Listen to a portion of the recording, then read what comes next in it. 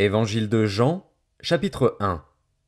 Au commencement était la parole, et la parole était avec Dieu, et la parole était Dieu. Elle était au commencement avec Dieu. Toutes choses ont été faites par elle, et rien de ce qui a été fait n'a été fait sans elle.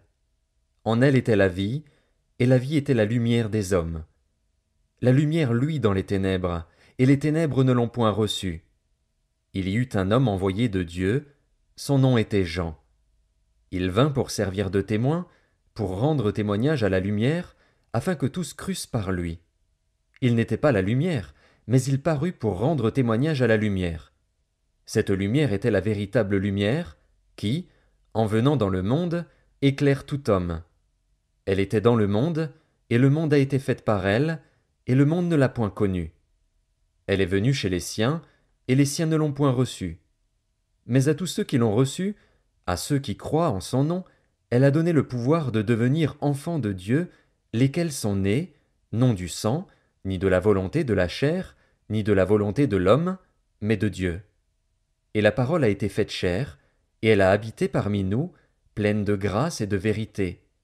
Et nous avons contemplé sa gloire, une gloire comme la gloire du Fils unique venu du Père. Jean lui a rendu témoignage, et s'est écrié, c'est celui dont j'ai dit, celui qui vient après moi m'a précédé, car il était avant moi. Et nous avons tous reçu de sa plénitude, et grâce pour grâce. Car la loi a été donnée par Moïse, la grâce et la vérité sont venues par Jésus-Christ.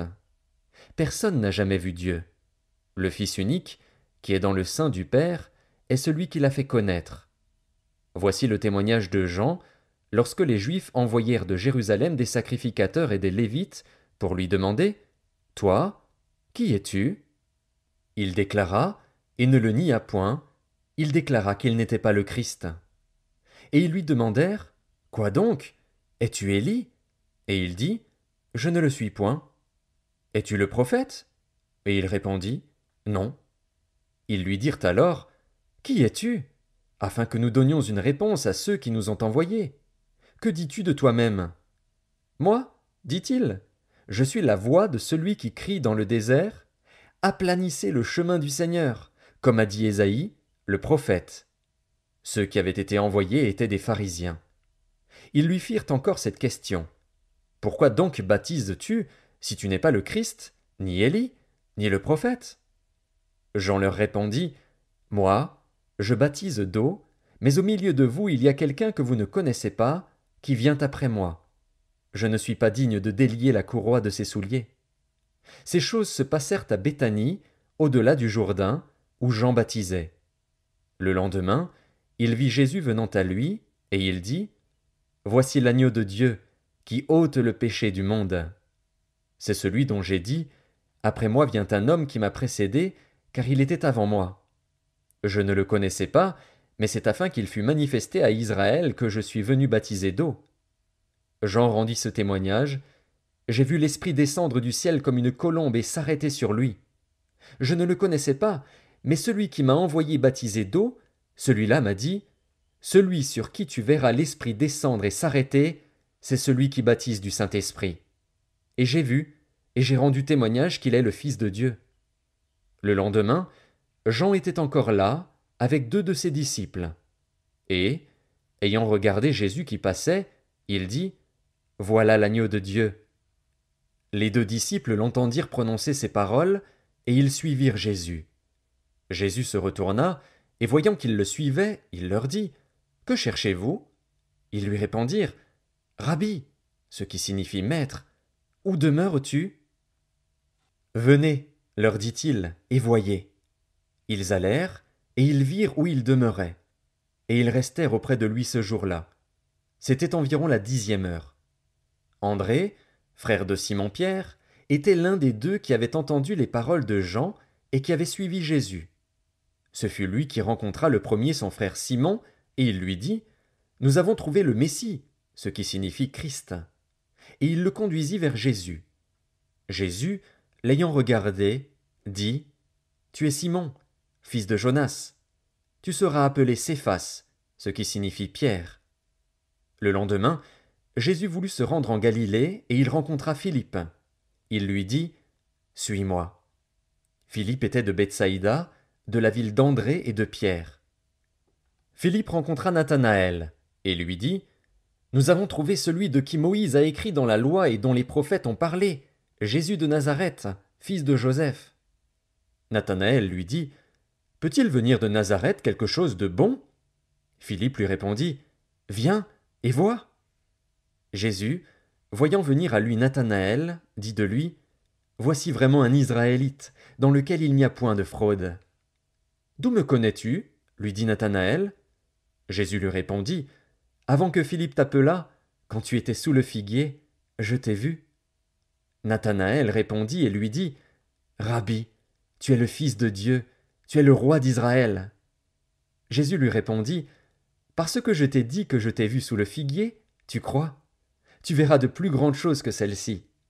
Et il lui dit, en vérité, vous verrez désormais le ciel ouvert et les anges de Dieu monter et descendre sur le Fils de l'homme. Évangile de Jean, chapitre 2. 3 jours après, il y eut des noces à Cana en Galilée. La mère de Jésus était là, et Jésus fut aussi invité aux noces avec ses disciples. Le vin ayant manqué, la mère de Jésus lui dit, Ils n'ont plus de vin. Jésus lui répondit, Femme, qu'y a-t-il entre moi et toi? Mon heure n'est pas encore venue. Sa mère dit au serviteur, Faites ce qu'il vous dira. Or, il y avait là 6 vases de pierre, destinés aux purifications des Juifs, et contenant chacun 2 ou 3 mesures. Jésus leur dit, Remplissez d'eau ces vases. Et ils les remplirent jusqu'au bord. Puisez maintenant, leur dit-il, et portez-en à l'ordonnateur du repas. Et ils en portèrent. Quand l'ordonnateur du repas eut goûté l'eau changée en vin, ne sachant d'où venait ce vin, tandis que les serviteurs, qui avaient puisé l'eau, le savaient bien, il appela l'époux, et lui dit, Tout homme sert d'abord le bon vin, puis le moins bon après qu'on s'est enivré. Toi, tu as gardé le bon vin jusqu'à présent. Tel fut, à Cana en Galilée, le premier des miracles que fit Jésus. Il manifesta sa gloire, et ses disciples crurent en lui. Après cela, il descendit à Capernaüm, avec sa mère, ses frères et ses disciples, et ils n'y demeurèrent que peu de jours. La Pâque des Juifs était proche, et Jésus monta à Jérusalem. Il trouva dans le temple les vendeurs de bœufs, de brebis et de pigeons, et les changeurs assis. Ayant fait un fouet avec des cordes, il les chassa tous du temple, ainsi que les brebis et les bœufs. Il dispersa la monnaie des changeurs, et renversa les tables. Et il dit aux vendeurs de pigeons, Ôtez cela d'ici, ne faites pas de la maison de mon père une maison de trafic. Ses disciples se souvinrent qu'il est écrit, Le zèle de ta maison me dévore. Les Juifs, prenant la parole, lui dirent, Quel miracle nous montres-tu pour agir de la sorte? Jésus leur répondit, Détruisez ce temple, et en 3 jours je le relèverai. Les Juifs dirent, Il a fallu 46 ans pour bâtir ce temple, et toi, en 3 jours tu le relèveras. Mais il parlait du temple de son corps. C'est pourquoi, lorsqu'il fut ressuscité des morts, ses disciples se souvinrent qu'il avait dit cela, et ils crurent à l'écriture et à la parole que Jésus avait dite. Pendant que Jésus était à Jérusalem, à la fête de Pâques, plusieurs crurent en son nom, voyant les miracles qu'il faisait. Mais Jésus ne se fiait point à eux, parce qu'il les connaissait tous, et parce qu'il n'avait pas besoin qu'on lui rendît témoignage d'aucun homme, car il savait lui-même ce qui était dans l'homme. Évangile de Jean, chapitre 3. Mais il y eut un homme d'entre les pharisiens, nommé Nicodème, un chef des Juifs, qui vint, lui, auprès de Jésus, de nuit, et lui dit, Rabbi, nous savons que tu es un docteur venu de Dieu, car personne ne peut faire ces miracles que tu fais, si Dieu n'est avec lui. Jésus lui répondit, en vérité, je te le dis, si un homme ne naît de nouveau, il ne peut voir le royaume de Dieu. Nicodème lui dit, Comment un homme peut-il naître quand il est vieux? Peut-il rentrer dans le sein de sa mère et naître? Jésus répondit, En vérité, je te le dis, si un homme ne naît d'eau et d'esprit, il ne peut entrer dans le royaume de Dieu. Ce qui est né de la chair est chair, et ce qui est né de l'esprit est esprit. Ne t'étonne pas que je t'ai dit, il faut que vous naissiez de nouveau. Le vent souffle où il veut, et tu en entends le bruit. Mais tu ne sais d'où il vient, ni où il va. Il en est ainsi de tout homme qui est né de l'Esprit. Nicodème lui dit, comment cela peut-il se faire? Jésus lui répondit, tu es le docteur d'Israël, et tu ne sais pas ces choses. En vérité, je te le dis, nous disons ce que nous savons, et nous rendons témoignage de ce que nous avons vu. Et vous ne recevez pas notre témoignage. Si vous ne croyez pas quand je vous ai parlé des choses terrestres, comment croirez-vous quand je vous parlerai des choses célestes? Personne n'est monté au ciel, si ce n'est celui qui est descendu du ciel, le Fils de l'homme qui est dans le ciel. Et comme Moïse éleva le serpent dans le désert, il faut de même que le Fils de l'homme soit élevé, afin que quiconque croit en lui ait la vie éternelle. Car Dieu a tant aimé le monde qu'il a donné son Fils unique, afin que quiconque croit en lui ne périsse point, mais qu'il ait la vie éternelle.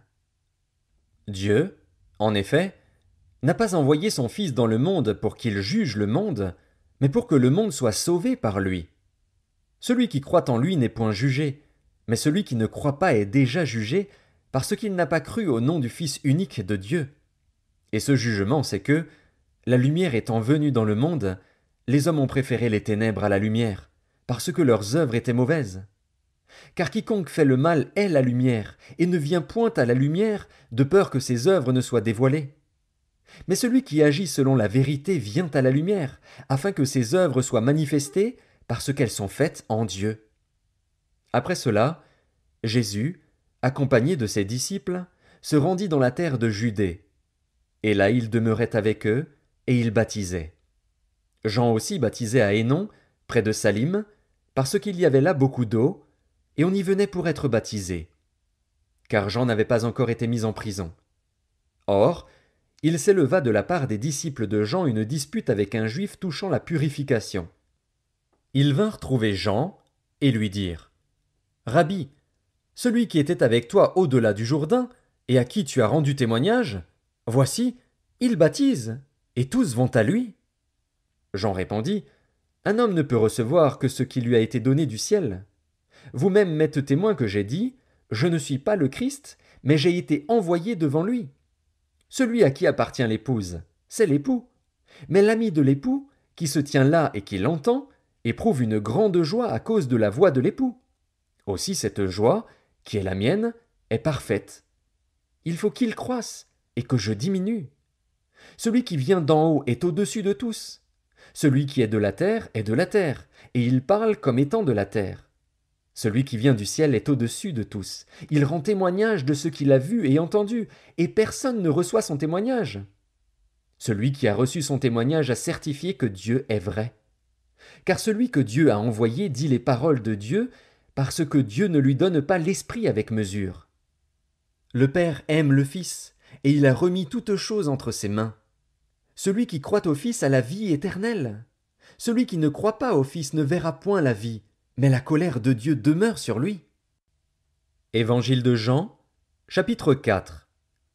Le Seigneur sut que les pharisiens avaient appris qu'il faisait et baptisait plus de disciples que Jean. Toutefois Jésus ne baptisait pas lui-même, mais c'étaient ses disciples.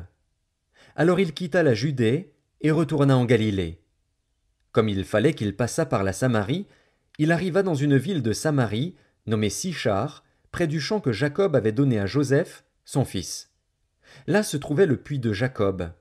Jésus, fatigué du voyage, était assis au bord du puits.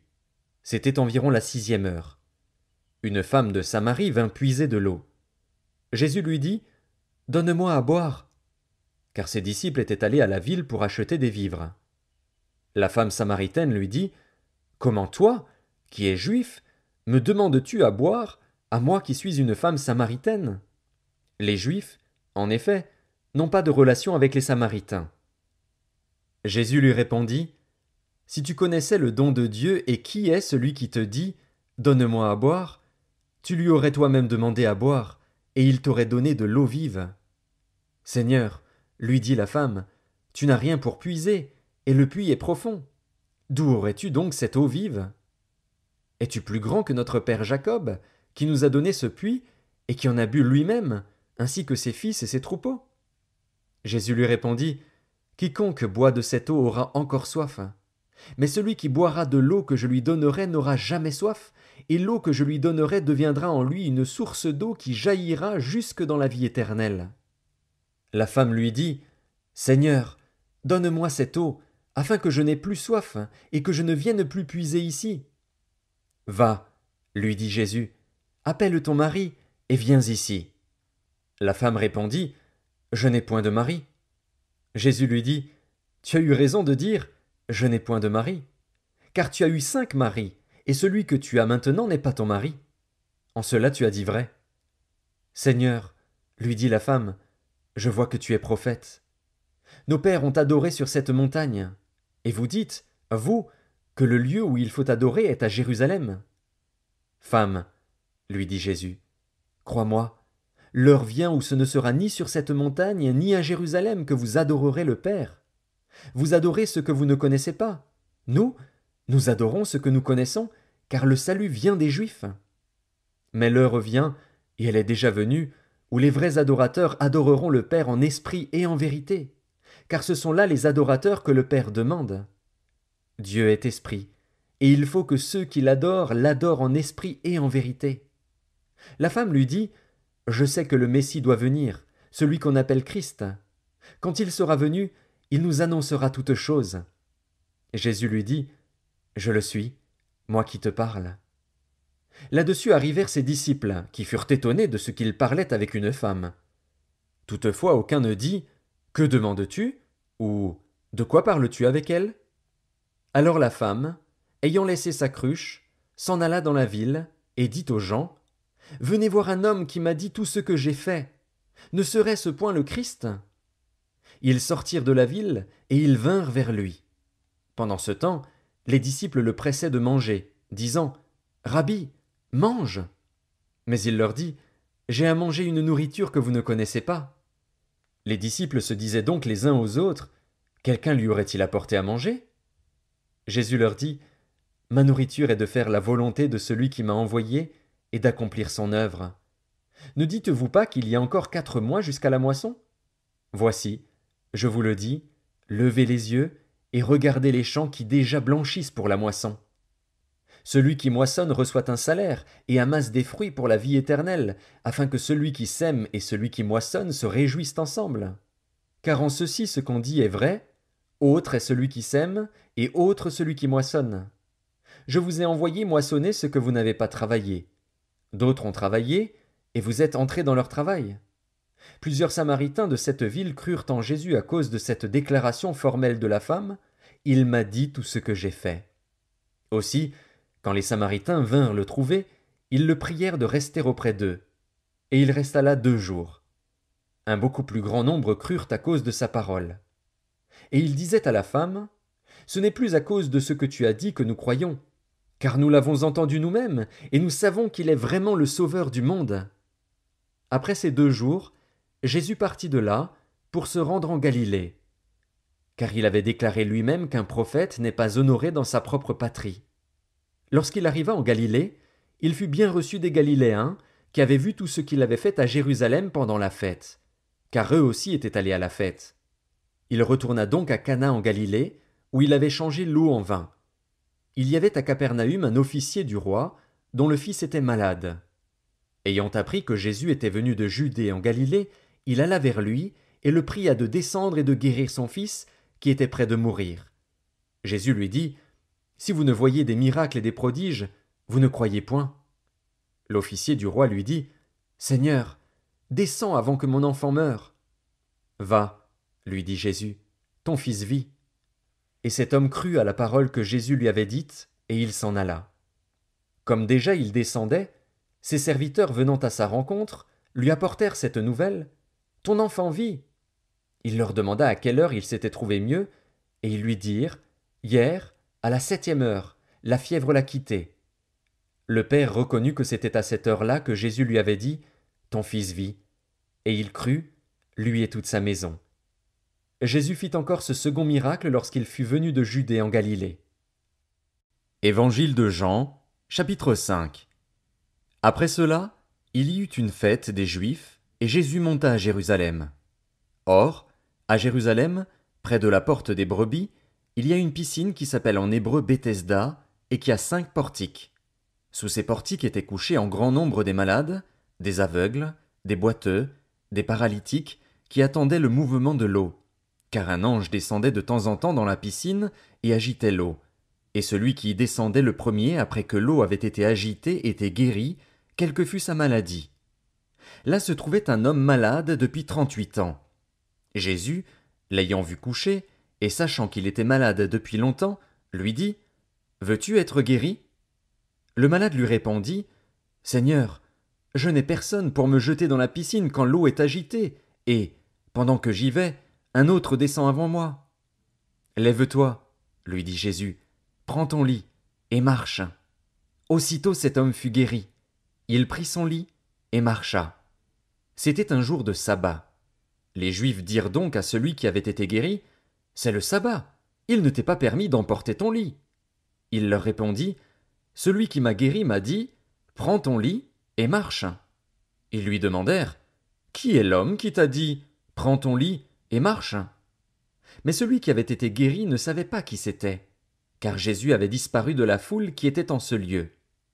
Depuis, Jésus le trouva dans le temple et lui dit, « Voici, tu as été guéri, ne pêche plus, de peur qu'il ne t'arrive quelque chose de pire. » Cet homme s'en alla et annonça aux Juifs que c'était Jésus qui l'avait guéri. C'est pourquoi les Juifs poursuivaient Jésus, parce qu'il faisait ces choses le jour du sabbat. Mais Jésus leur répondit, « Mon Père agit jusqu'à présent, moi aussi, j'agis. » À cause de cela, les Juifs cherchaient encore plus à le faire mourir, non seulement parce qu'il violait le sabbat, mais parce qu'il appelait Dieu son propre Père, se faisant lui-même égal à Dieu. Jésus reprit donc la parole et leur dit, « en vérité, je vous le dis, le Fils ne peut rien faire de lui-même, il ne fait que ce qu'il voit faire au Père, et tout ce que le Père fait, le Fils aussi le fait pareillement. Car le Père aime le Fils et lui montre tout ce qu'il fait, et il lui montrera des œuvres plus grandes que celles-ci, afin que vous soyez dans l'étonnement. Car, comme le Père ressuscite les morts et donne la vie, ainsi le Fils donne la vie à qui il veut.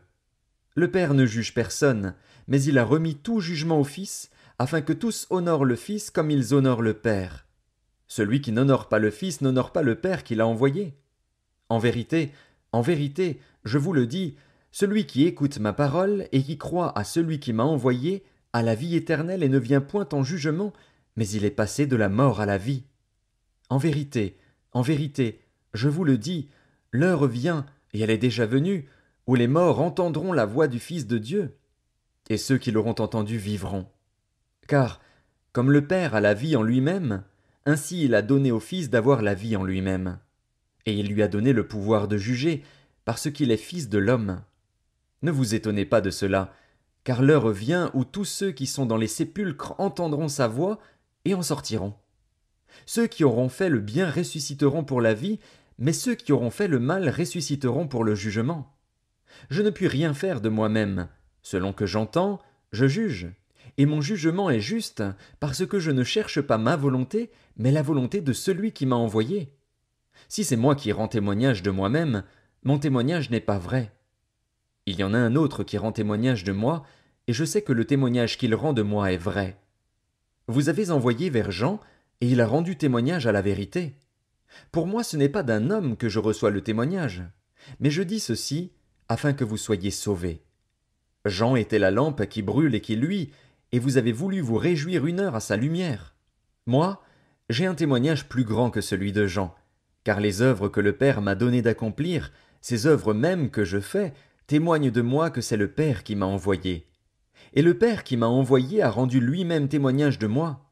Vous n'avez jamais entendu sa voix, vous n'avez point vu sa face, et sa parole ne demeure point en vous, parce que vous ne croyez pas à celui qui l'a envoyé. Vous sondez les Écritures, parce que vous pensez avoir en elles la vie éternelle. Ce sont elles qui rendent témoignage de moi. Et vous ne voulez pas venir à moi pour avoir la vie. Je ne tire pas ma gloire des hommes. Mais je sais que vous n'avez point en vous l'amour de Dieu. Je suis venu au nom de mon Père, et vous ne me recevez pas. Si un autre vient en son propre nom, vous le recevrez. Comment pouvez-vous croire, vous qui tirez votre gloire les uns des autres, et qui ne cherchez point la gloire qui vient de Dieu seul? Ne pensez pas que moi je vous accuserai devant le Père. Celui qui vous accuse, c'est Moïse, en qui vous avez mis votre espérance. Car si vous croyiez Moïse, vous me croiriez aussi, parce qu'il a écrit de moi. Mais si vous ne croyez pas à ses écrits, comment croirez-vous à mes paroles? Évangile de Jean, chapitre 6. Après cela, Jésus s'en alla de l'autre côté de la mer de Galilée, de Tibériade. Une grande foule le suivait, parce qu'elle voyait les miracles qu'il opérait sur les malades. Jésus monta sur la montagne, et là il s'assit avec ses disciples. Or, la Pâque était proche, la fête des Juifs. Ayant levé les yeux, et voyant qu'une grande foule venait à lui, Jésus dit à Philippe, « Où achèterons-nous des pains pour que ces gens aient à manger ?» Il disait cela pour l'éprouver, car il savait ce qu'il allait faire.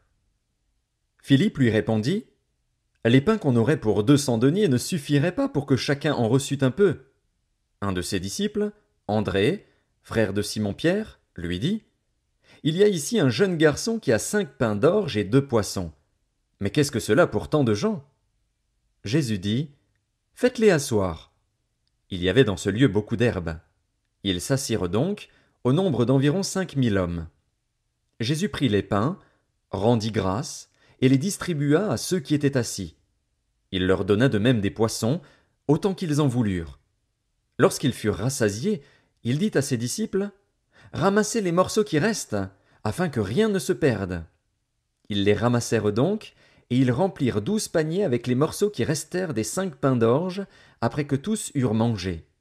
Ces gens, ayant vu le miracle que Jésus avait fait, disaient, « Celui-ci est vraiment le prophète qui doit venir dans le monde. » Et Jésus, sachant qu'ils allaient venir l'enlever pour le faire roi, se retira de nouveau sur la montagne, lui seul. Quand le soir fut venu, ses disciples descendirent au bord de la mer. Étant montés dans une barque, ils traversaient la mer pour se rendre à Capernaüm. Il faisait déjà nuit, et Jésus ne les avait pas encore rejoints. Il soufflait un grand vent, et la mer était agitée. Après avoir ramé environ 25 ou 30 stades, ils virent Jésus marchant sur la mer et s'approchant de la barque. Et ils eurent peur. Mais Jésus leur dit, « C'est moi, n'ayez pas peur. » Ils voulaient donc le prendre dans la barque, et aussitôt la barque aborda au lieu où ils allaient. La foule qui était restée de l'autre côté de la mer avait remarqué qu'il ne se trouvait là qu'une seule barque, et que Jésus n'était pas monté dans cette barque avec ses disciples, mais qu'ils étaient partis seuls. Le lendemain, comme d'autres barques étaient arrivées de Tibériade près du lieu où ils avaient mangé le pain après que le Seigneur eut rendu grâce, les gens de la foule, ayant vu que ni Jésus ni ses disciples n'étaient là, montèrent eux-mêmes dans ces barques et allèrent à Capernaüm à la recherche de Jésus. Et l'ayant trouvé au-delà de la mer, ils lui dirent, « Rabbi, quand es-tu venu ici ?»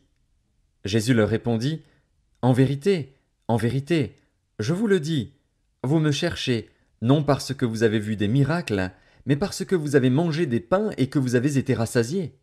Travaillez, non pour la nourriture qui périt, mais pour celle qui subsiste pour la vie éternelle, et que le Fils de l'homme vous donnera.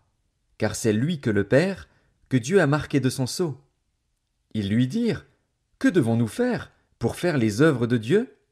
Jésus leur répondit, « L'œuvre de Dieu, c'est que vous croyiez en celui qui l'a envoyé. » « Quel miracle fais-tu donc, lui dirent-ils, afin que nous le voyions et que nous croyions en toi? Que fais-tu?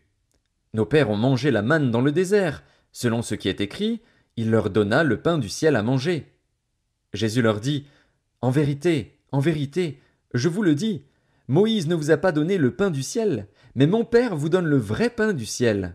Car le pain de Dieu, c'est celui qui descend du ciel et qui donne la vie au monde. » Ils lui dirent, « Seigneur, donne-nous toujours ce pain. » Jésus leur dit, « Je suis le pain de vie. Celui qui vient à moi n'aura jamais faim, et celui qui croit en moi n'aura jamais soif. Mais, je vous l'ai dit, vous m'avez vu, et vous ne croyez point. Tous ceux que le Père me donne viendront à moi, et je ne mettrai pas dehors celui qui vient à moi. Car je suis descendu du ciel pour faire, non ma volonté, mais la volonté de celui qui m'a envoyé. Or, la volonté de celui qui m'a envoyé, c'est que je ne perde rien de tout ce qu'il m'a donné, mais que je le ressuscite au dernier jour. La volonté de mon Père, c'est que quiconque voit le Fils et croit en lui ait la vie éternelle, et je le ressusciterai au dernier jour. » Les Juifs murmuraient à son sujet, parce qu'il avait dit, Je suis le pain qui est descendu du ciel. Et il disait, n'est-ce pas là Jésus, le fils de Joseph, celui dont nous connaissons le père et la mère? Comment donc dit-il, je suis descendu du ciel? Jésus leur répondit, ne murmurez pas entre vous. Nul ne peut venir à moi, si le Père qui m'a envoyé ne l'attire, et je le ressusciterai au dernier jour. Il est écrit dans les prophètes, ils seront tous enseignés de Dieu. Ainsi quiconque a entendu le Père et a reçu son enseignement vient à moi. C'est que nul n'a vu le Père, sinon celui qui vient de Dieu. Celui-là a vu le Père. En vérité, je vous le dis, celui qui croit en moi a la vie éternelle. Je suis le pain de vie. Vos pères ont mangé la manne dans le désert, et ils sont morts. C'est ici le pain qui descend du ciel, afin que celui qui en mange ne meure point. Je suis le pain vivant qui est descendu du ciel. Si quelqu'un mange de ce pain, il vivra éternellement. Et le pain que je donnerai, c'est ma chair, que je donnerai pour la vie du monde. Là-dessus, les Juifs disputaient entre eux, disant, comment peut-il nous donner sa chair à manger? Jésus leur dit, en vérité, je vous le dis, si vous ne mangez la chair du Fils de l'homme, et si vous ne buvez son sang, vous n'avez point la vie en vous-même. Celui qui mange ma chair et qui boit mon sang a la vie éternelle, et je le ressusciterai au dernier jour. Car ma chair est vraiment une nourriture, et mon sang est vraiment un breuvage. Celui qui mange ma chair et qui boit mon sang demeure en moi, et je demeure en lui. Comme le Père qui est vivant m'a envoyé, et que je vis par le Père, ainsi celui qui me mange vivra par moi. C'est ici le pain qui est descendu du ciel. Il n'en est pas comme de vos pères qui ont mangé la manne et qui sont morts. Celui qui mange ce pain vivra éternellement. Jésus dit ces choses dans la synagogue, enseignant à Capernaüm. Plusieurs de ses disciples, après l'avoir entendu, dirent, cette parole est dure. Qui peut l'écouter? Jésus, sachant en lui-même que ses disciples murmuraient à ce sujet, leur dit, cela vous scandalise-t-il? Et si vous voyez le Fils de l'homme monter où il était auparavant? C'est l'Esprit qui vivifie. La chair ne sert de rien. Les paroles que je vous ai dites sont esprit et vie. Mais il en est parmi vous quelques-uns qui ne croient point. Car Jésus savait dès le commencement qui étaient ceux qui ne croyaient point et qui était celui qui le livrerait. Et il ajouta, c'est pourquoi je vous ai dit que nul ne peut venir à moi si cela ne lui a été donné par le Père. Dès ce moment, plusieurs de ses disciples se retirèrent, et ils n'allaient plus avec lui. Jésus donc dit aux 12, et vous, ne voulez-vous pas aussi vous en aller? Simon-Pierre lui répondit, Seigneur, à qui irions-nous? Tu as les paroles de la vie éternelle. Et nous avons cru et nous avons connu que tu es le Christ, le Saint de Dieu. Jésus leur répondit, n'est-ce pas moi qui vous ai choisis, vous les 12? Et l'un de vous est un démon. Il parlait de Judas Iscariote, fils de Simon, car c'était lui qui devait le livrer, lui, l'un des 12. Évangile de Jean, chapitre 7. Après cela, Jésus parcourait la Galilée, car il ne voulait pas séjourner en Judée, parce que les Juifs cherchaient à le faire mourir. Or, la fête des Juifs, la fête des tabernacles, était proche. Et ses frères lui dirent, pars d'ici, et va en Judée, afin que tes disciples voient aussi les œuvres que tu fais. Personne n'agit en secret lorsqu'il désire paraître. Si tu fais ces choses, montre-toi toi-même au monde. Car ses frères non plus ne croyaient pas en lui. Jésus leur dit, mon temps n'est pas encore venu, mais votre temps est toujours prêt. Le monde ne peut vous haïr. Moi, il me hait, parce que je rends de lui le témoignage que ses œuvres sont mauvaises. Montez, vous, à cette fête. Pour moi, je n'y monte point, parce que mon temps n'est pas encore accompli. Après leur avoir dit cela, il resta en Galilée. Lorsque ses frères furent montés à la fête, il y monta aussi lui-même, non publiquement, mais comme en secret. Les Juifs le cherchaient pendant la fête, et disaient, où est-il? Il y avait dans la foule grande rumeur à son sujet. Les uns disaient, c'est un homme de bien. D'autres disaient, non, il égare la multitude. Personne, toutefois, ne parlait librement de lui, par crainte des Juifs. Vers le milieu de la fête, Jésus monta au temple, et il enseignait. Les Juifs s'étonnaient, disant, comment connaît-il les Écritures, lui qui n'a point étudié? Et Jésus leur répondit, Ma doctrine n'est pas de moi, mais de celui qui m'a envoyé. Si quelqu'un veut faire sa volonté, il connaîtra si ma doctrine est de Dieu ou si je parle de mon chef. Celui qui parle de son chef cherche sa propre gloire, mais celui qui cherche la gloire de celui qui l'a envoyé, celui-là est vrai, et il n'y a point d'injustice en lui. Moïse ne vous a-t-il pas donné la loi? Et nul de vous n'observe la loi. Pourquoi cherchez-vous à me faire mourir? La foule répondit, Tu as un démon. Qui est-ce qui cherche à te faire mourir? Jésus leur répondit, J'ai fait une œuvre, et vous en êtes tous étonnés. Moïse vous a donné la circoncision, non qu'elle vienne de Moïse, car elle vient des patriarches, et vous circoncisez un homme le jour du sabbat. Si un homme reçoit la circoncision le jour du sabbat, afin que la loi de Moïse ne soit pas violée, pourquoi vous irritez-vous contre moi de ce que j'ai guéri un homme tout entier le jour du sabbat? Ne jugez pas selon l'apparence, mais jugez selon la justice. Quelques habitants de Jérusalem disaient, N'est-ce pas là celui qu'ils cherchent à faire mourir? Et voici, il parle librement, et ils ne lui disent rien. Est-ce que vraiment les chefs auraient reconnu qu'il est le Christ? Cependant celui-ci, nous savons d'où il est. Mais le Christ, quand il viendra, personne ne saura d'où il est. Et Jésus, enseignant dans le temple, s'écria, Vous me connaissez, et vous savez d'où je suis. Je ne suis pas venu de moi-même, mais celui qui m'a envoyé est vrai, et vous ne le connaissez pas. Moi, je le connais, car je viens de lui, et c'est lui qui m'a envoyé. Il cherchait donc à se saisir de lui, et personne ne mit la main sur lui, parce que son heure n'était pas encore venue. Plusieurs parmi la foule crurent en lui, et ils disaient, Le Christ, quand il viendra, fera-t-il plus de miracles que n'en a fait celui-ci? Les pharisiens entendirent la foule murmurant de lui ces choses. Alors les principaux sacrificateurs et les pharisiens envoyèrent des huissiers pour le saisir. Jésus dit, Je suis encore avec vous pour un peu de temps, puis je m'en vais vers celui qui m'a envoyé. Vous me chercherez et vous ne me trouverez pas, et vous ne pouvez venir où je serai. Sur quoi les Juifs dirent entre eux, Où ira-t-il, que nous ne le trouvions pas? Ira-t-il parmi ceux qui sont dispersés chez les Grecs, et enseignera-t-il les Grecs? Que signifie cette parole qu'il a dite, Vous me chercherez et vous ne me trouverez pas, et vous ne pouvez venir où je serai? Le dernier jour, le grand jour de la fête, Jésus, se tenant debout, s'écria, Si quelqu'un a soif, qu'il vienne à moi, et qu'il boive. Celui qui croit en moi, des fleuves d'eau vive couleront de son sein, comme dit l'Écriture. Il dit cela de l'Esprit que devaient recevoir ceux qui croiraient en lui, car l'Esprit n'était pas encore, parce que Jésus n'avait pas encore été glorifié. Des gens de la foule, ayant entendu ces paroles, disaient, Celui-ci est vraiment le prophète. D'autres disaient, C'est le Christ. Et d'autres disaient, Est-ce bien de la Galilée que doit venir le Christ? L'Écriture ne dit-elle pas que c'est de la postérité de David et du village de Bethléem, où était David, que le Christ doit venir? Il y eut donc, à cause de lui, division parmi la foule. Quelques-uns d'entre eux voulaient le saisir, mais personne ne mit la main sur lui. Ainsi les huissiers retournèrent vers les principaux sacrificateurs et les pharisiens. Et ceux-ci leur dirent, Pourquoi ne l'avez-vous pas amené? Les huissiers répondirent, Jamais homme n'a parlé comme cet homme.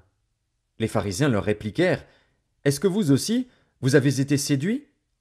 Y a-t-il quelqu'un des chefs ou des pharisiens qui ait cru en lui? Mais cette foule qui ne connaît pas la loi, ce sont des maudits. Nicodème, qui était venu de nuit vers Jésus, et qui était l'un d'entre eux, leur dit, Notre loi condamne-t-elle un homme avant qu'on l'entende et qu'on sache ce qu'il a fait? Ils lui répondirent, Es-tu aussi galiléen? Examine, et tu verras que de la Galilée il ne sort point de prophète. Et chacun s'en retourna dans sa maison. Évangile de Jean, chapitre 8. Jésus se rendit à la montagne des Oliviers. Mais, dès le matin, il alla de nouveau dans le temple, et tout le peuple vint à lui. S'étant assis, il les enseignait. Alors les scribes et les pharisiens amenèrent une femme surprise en adultère. Et, la plaçant au milieu du peuple, ils dirent à Jésus, Maître, cette femme a été surprise en flagrant délit d'adultère. Moïse, dans la loi, nous a ordonné de lapider de telles femmes. Toi donc, que dis-tu? Il disait cela pour l'éprouver, afin de pouvoir l'accuser. Mais Jésus, s'étant baissé, écrivait avec le doigt sur la terre. Comme il continuait à l'interroger, Il se releva et leur dit: Que celui de vous qui est sans péché jette le premier la pierre contre elle. Et s'étant de nouveau baissé, il écrivait sur la terre. Quand ils entendirent cela, accusés par leur conscience, ils se retirèrent un à un, depuis les plus âgés jusqu'aux derniers. Et Jésus resta seul avec la femme qui était là au milieu. Alors s'étant relevé, et ne voyant plus que la femme, Jésus lui dit: Femme, où sont ceux qui t'accusaient? Personne ne t'a-t-il condamné? Elle répondit: Non, Seigneur. Et Jésus lui dit: Je ne te condamne pas non plus. Va et ne pêche plus. Jésus leur parla de nouveau et dit: Je suis la lumière du monde. Celui qui me suit ne marchera pas dans les ténèbres, mais il aura la lumière de la vie. Là-dessus, les pharisiens lui dirent: Tu rends témoignage de toi-même. Ton témoignage n'est pas vrai. Jésus leur répondit: Quoique je rende témoignage de moi-même, mon témoignage est vrai, car je sais d'où je suis venu et où je vais, mais vous, vous ne savez d'où je viens ni où je vais. Vous jugez selon la chair. Moi, je ne juge personne. Et si je juge, mon jugement est vrai, car je ne suis pas seul. Mais le Père qui m'a envoyé est avec moi. Il est écrit dans votre loi que le témoignage de deux hommes est vrai. Je rends témoignage de moi-même, et le Père qui m'a envoyé rend témoignage de moi. Ils lui dirent donc: Où est ton Père? Jésus répondit: Vous ne connaissez ni moi, ni mon Père. Si vous me connaissiez, vous connaîtriez aussi mon Père. Jésus dit ces paroles, enseignant dans le temple, au lieu où était le trésor. Et personne ne le saisit, parce que son heure n'était pas encore venue. Jésus leur dit encore: Je m'en vais, et vous me chercherez, et vous mourrez dans votre péché. Vous ne pouvez venir où je vais. Sur quoi les Juifs dirent: Se tuera-t-il lui-même, puisqu'il dit: Vous ne pouvez venir où je vais? Et il leur dit: Vous êtes d'en bas. Moi, je suis d'en haut. Vous êtes de ce monde. Moi, je ne suis pas de ce monde. C'est pourquoi je vous ai dit que vous mourrez dans vos péchés. Car si vous ne croyez pas ce que je suis, vous mourrez dans vos péchés. Qui es-tu? Lui dirent-ils. Jésus leur répondit: Ce que je vous dis dès le commencement. J'ai beaucoup de choses à dire de vous et à juger en vous, mais celui qui m'a envoyé est vrai, et ce que j'ai entendu de lui, je le dis au monde. Ils ne comprirent point qu'il leur parlait du Père. Jésus donc leur dit: Quand vous aurez élevé le Fils de l'homme, alors vous connaîtrez ce que je suis, et que je ne fais rien de moi-même, mais que je parle selon ce que le Père m'a enseigné. Celui qui m'a envoyé est avec moi. Il ne m'a pas laissé seul, parce que je fais toujours ce qui lui est agréable. Comme Jésus parlait ainsi, plusieurs crurent en lui. Et il dit aux Juifs qui avaient cru en lui: Si vous demeurez dans ma parole, vous êtes vraiment mes disciples. Vous connaîtrez la vérité, et la vérité vous affranchira. Ils lui répondirent: Nous sommes la postérité d'Abraham, et nous ne fûmes jamais esclaves de personne. Comment dis-tu: Vous deviendrez libres? En vérité, je vous le dis, leur répliqua Jésus, quiconque se livre au péché est esclave du péché. Or, l'esclave ne demeure pas toujours dans la maison. Le Fils y demeure toujours. Si donc le Fils vous affranchit, vous serez réellement libres. Je sais que vous êtes la postérité d'Abraham, mais vous cherchez à me faire mourir, parce que ma parole ne pénètre pas en vous. Je dis ce que j'ai vu chez mon Père, et vous, vous faites ce que vous avez entendu de la part de votre Père. Ils lui répondirent: Notre Père, c'est Abraham. Jésus leur dit: Si vous étiez enfants d'Abraham, vous feriez les œuvres d'Abraham. Mais maintenant vous cherchez à me faire mourir, moi qui vous ai dit la vérité que j'ai entendue de Dieu. Cela, Abraham ne l'a point fait. Vous faites les œuvres de votre Père. Ils lui dirent: Nous ne sommes pas des enfants illégitimes. Nous avons un seul Père, Dieu. Jésus leur dit: Si Dieu était votre Père, vous m'aimeriez, car c'est de Dieu que je suis sorti et que je viens. Je ne suis pas venu de moi-même, mais c'est lui qui m'a envoyé. Pourquoi ne comprenez-vous pas mon langage? Parce que vous ne pouvez écouter ma parole. Vous avez pour père le diable, et vous voulez accomplir les désirs de votre père. Il a été meurtrier dès le commencement, et il ne se tient pas dans la vérité, parce qu'il n'y a pas de vérité en lui. Lorsqu'il profère le mensonge, il parle de son propre fond, car il est menteur et le père du mensonge. Et moi, parce que je dis la vérité, vous ne me croyez pas? Qui de vous me convaincra de péché? Si je dis la vérité, pourquoi ne me croyez-vous pas? Celui qui est de Dieu écoute les paroles de Dieu. Vous n'écoutez pas, parce que vous n'êtes pas de Dieu. Les Juifs lui répondirent, n'avons-nous pas raison de dire que tu es un Samaritain et que tu es un démon? Jésus répliqua, je n'ai point de démon, mais j'honore mon Père, et vous m'outragez. Je ne cherche point ma gloire. Il en est un qui la cherche et qui juge. En vérité, je vous le dis, si quelqu'un garde ma parole, il ne verra jamais la mort. Maintenant, lui dirent les Juifs, nous connaissons que tu es un démon. Abraham est mort, les prophètes aussi, et tu dis, si quelqu'un garde ma parole, il ne verra jamais la mort. Es-tu plus grand que notre père Abraham, qui est mort? Les prophètes aussi sont morts. Qui prétends-tu être? Jésus répondit, si je me glorifie moi-même, ma gloire n'est rien. C'est mon Père qui me glorifie, lui que vous dites être votre Dieu, et que vous ne connaissez pas. Pour moi, je le connais. Et, si je disais que je ne le connais pas, je serais semblable à vous, un menteur. Mais je le connais, et je garde sa parole. Abraham, votre père, a tressailli de joie de ce qu'il verrait mon jour. Il l'a vu, et il s'est réjoui. Les Juifs lui dirent, tu n'as pas encore 50 ans, et tu as vu Abraham? Jésus leur dit, en vérité, je vous le dis, avant qu'Abraham fût, je suis. Là-dessus, ils prirent des pierres pour les jeter contre lui. Mais Jésus se cacha, et il sortit du temple. Évangile de Jean, chapitre 9. Jésus vit, en passant, un homme aveugle de naissance. Ses disciples lui firent cette question, Rabbi, qui a péché, cet homme ou ses parents, pour qu'il soit né aveugle? Jésus répondit, ce n'est pas que lui ou ses parents aient péché, mais c'est afin que les œuvres de Dieu soient manifestées en lui. Il faut que je fasse, tandis qu'il est jour, les œuvres de celui qui m'a envoyé. La nuit vient, où personne ne peut travailler. Pendant que je suis dans le monde, je suis la lumière du monde. Après avoir dit cela, il cracha à terre et fit de la boue avec sa salive. Puis il appliqua cette boue sur les yeux de l'aveugle et lui dit, va, et lave-toi au réservoir de Siloé, nom qui signifie envoyé. Il y alla, se lava, et s'en retourna voyant clair.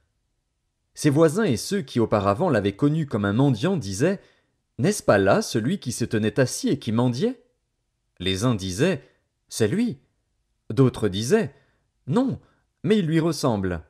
Et lui-même disait, c'est moi. Ils lui dirent donc, comment tes yeux ont-ils été ouverts? Il répondit, l'homme qu'on appelle Jésus a fait de la boue, a oint mes yeux, et m'a dit, va au réservoir de Siloé, et lave-toi. J'y suis allé, je me suis lavé, et j'ai recouvré la vue. Ils lui dirent, où est cet homme? Il répondit, je ne sais. Ils menèrent vers les pharisiens celui qui avait été aveugle. Or, c'était un jour de sabbat que Jésus avait fait de la boue et lui avait ouvert les yeux. De nouveau, les pharisiens aussi lui demandèrent comment il avait recouvré la vue. Et il leur dit, il a appliqué de la boue sur mes yeux, je me suis lavé et je vois. Sur quoi quelques-uns des pharisiens dirent, cet homme ne vient pas de Dieu, car il n'observe pas le sabbat. D'autres dirent, comment un homme pécheur peut-il faire de tels miracles? Et il y eut division parmi eux. Ils dirent encore à l'aveugle, toi, que dis-tu de lui, sur ce qu'il t'a ouvert les yeux? Il répondit, c'est un prophète. Les Juifs ne crurent point qu'il eût été aveugle et qu'il eût recouvré la vue jusqu'à ce qu'ils eussent fait venir ses parents. Et ils les interrogèrent, disant, est-ce là votre fils, que vous dites être né aveugle? Comment donc voit-il maintenant? Ses parents répondirent, nous savons que c'est notre fils, et qu'il est né aveugle. Mais comment il voit maintenant, ou qui lui a ouvert les yeux, c'est ce que nous ne savons.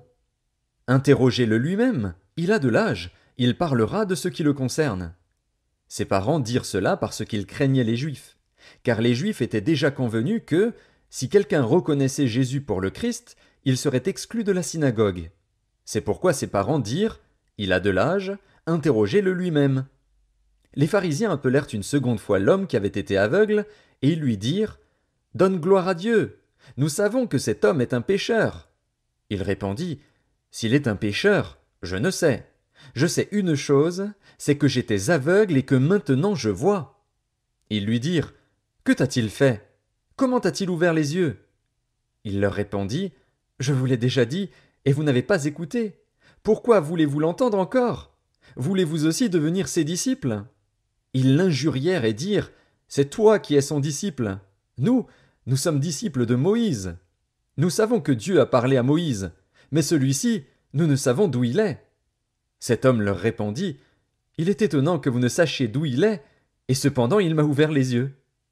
Nous savons que Dieu n'exauce point les pécheurs, mais si quelqu'un l'honore et fait sa volonté, c'est celui-là qui l'exauce. Jamais on n'a entendu dire que quelqu'un ait ouvert les yeux d'un aveugle né. Si cet homme ne venait pas de Dieu, il ne pourrait rien faire. Ils lui répondirent, Tu es né tout entier dans le péché, et tu nous enseignes. Et ils le chassèrent. Jésus apprit qu'ils l'avaient chassé. Et, l'ayant rencontré, il lui dit, Crois-tu au Fils de Dieu? Il répondit, Et qui est-il, Seigneur, afin que je croie en lui? Tu l'as vu, lui dit Jésus, et celui qui te parle, c'est lui. Et il dit, Je crois, Seigneur. Et il se prosterna devant lui.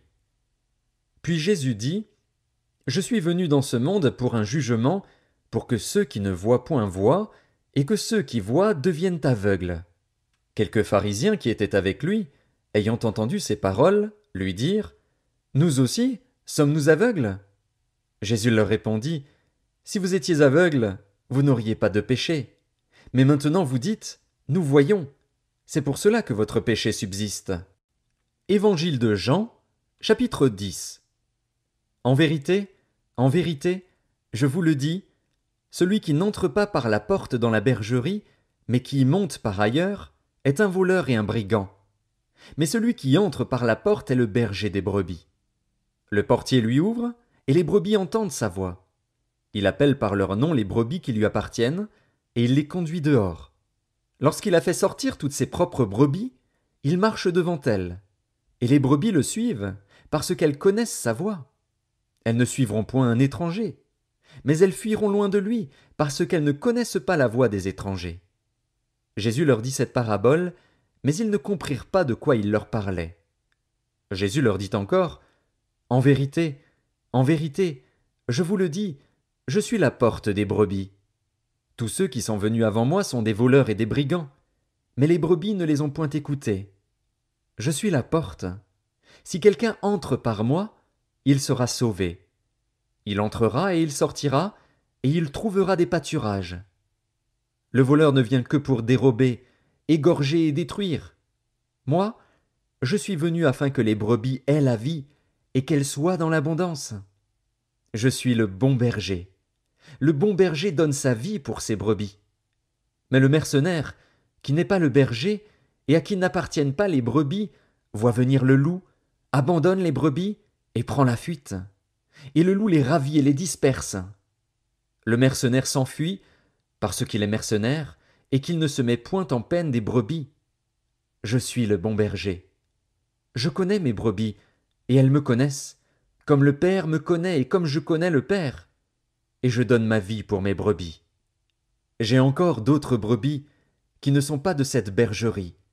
Celles-là, il faut que je les amène. Elles entendront ma voix, et il y aura un seul troupeau, un seul berger.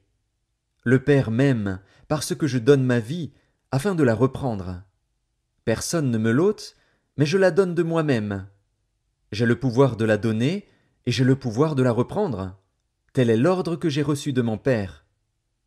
Il y eut de nouveau, à cause de ces paroles, division parmi les Juifs. Plusieurs d'entre eux disaient, « Il a un démon, il est fou. Pourquoi l'écoutez-vous » D'autres disaient, « Ce ne sont pas les paroles d'un démoniaque. Un démon peut-il ouvrir les yeux des aveugles » On célébrait à Jérusalem la fête de la dédicace.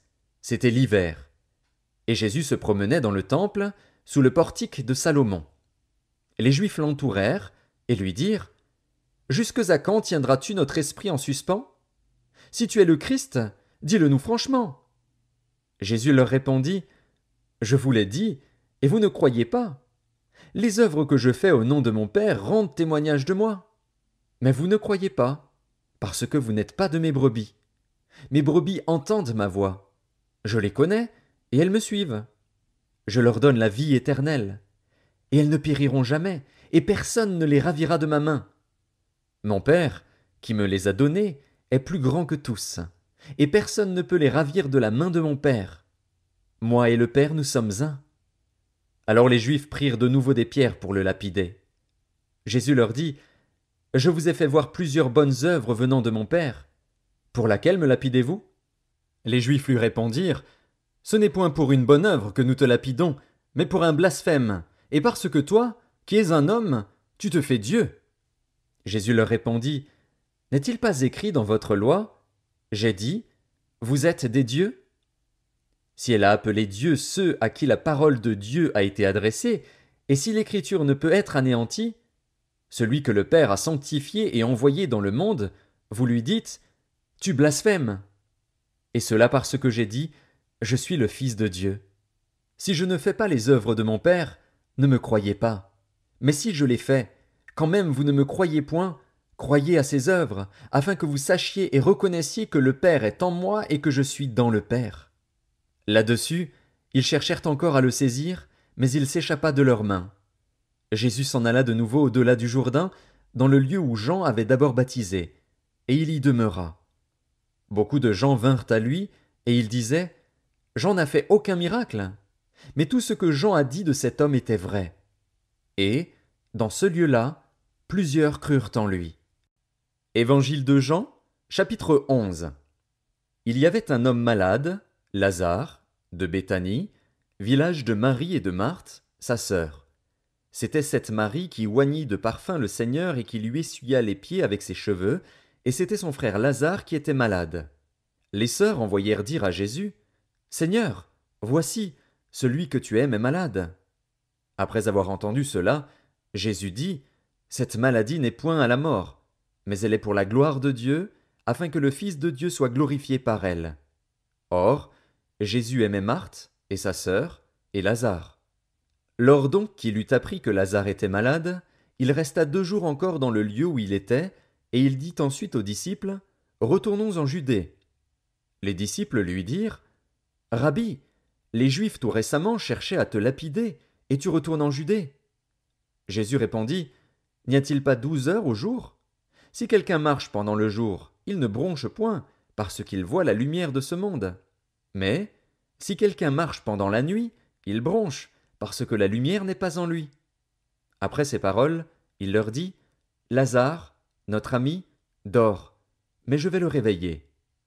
Les disciples lui dirent, Seigneur, s'il dort, il sera guéri. Jésus avait parlé de sa mort, mais ils crurent qu'il parlait de l'assoupissement du sommeil. Alors Jésus leur dit ouvertement, Lazare est mort, et, à cause de vous, afin que vous croyiez, je me réjouis de ce que je n'étais pas là. Mais allons vers lui. Sur quoi Thomas, appelé Didyme, dit aux autres disciples, Allons aussi, afin de mourir avec lui. Jésus, étant arrivé, trouva que Lazare était déjà depuis 4 jours dans le sépulcre. Et, comme Béthanie était près de Jérusalem, à 15 stades environ, beaucoup de Juifs étaient venus vers Marthe et Marie pour les consoler de la mort de leur frère. Lorsque Marthe apprit que Jésus arrivait, elle alla au-devant de lui, tandis que Marie se tenait assise à la maison. Marthe dit à Jésus, Seigneur, si tu eusses été ici, mon frère ne serait pas mort. Mais, maintenant même, je sais que tout ce que tu demanderas à Dieu, Dieu te l'accordera. Jésus lui dit, Ton frère ressuscitera. Je sais, lui répondit Marthe, qu'il ressuscitera à la résurrection, au dernier jour. Jésus lui dit, Je suis la résurrection et la vie. Celui qui croit en moi vivra, quand même il serait mort. Et quiconque vit et croit en moi ne mourra jamais. Crois-tu cela? Elle lui dit, Oui, Seigneur, je crois que tu es le Christ, le Fils de Dieu, qui devait venir dans le monde. Ayant ainsi parlé, elle s'en alla. Puis elle appela secrètement Marie, sa sœur, et lui dit, Le Maître est ici, et il te demande.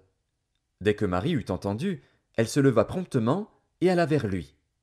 Car Jésus n'était pas encore entré dans le village, mais il était dans le lieu où Marthe l'avait rencontré.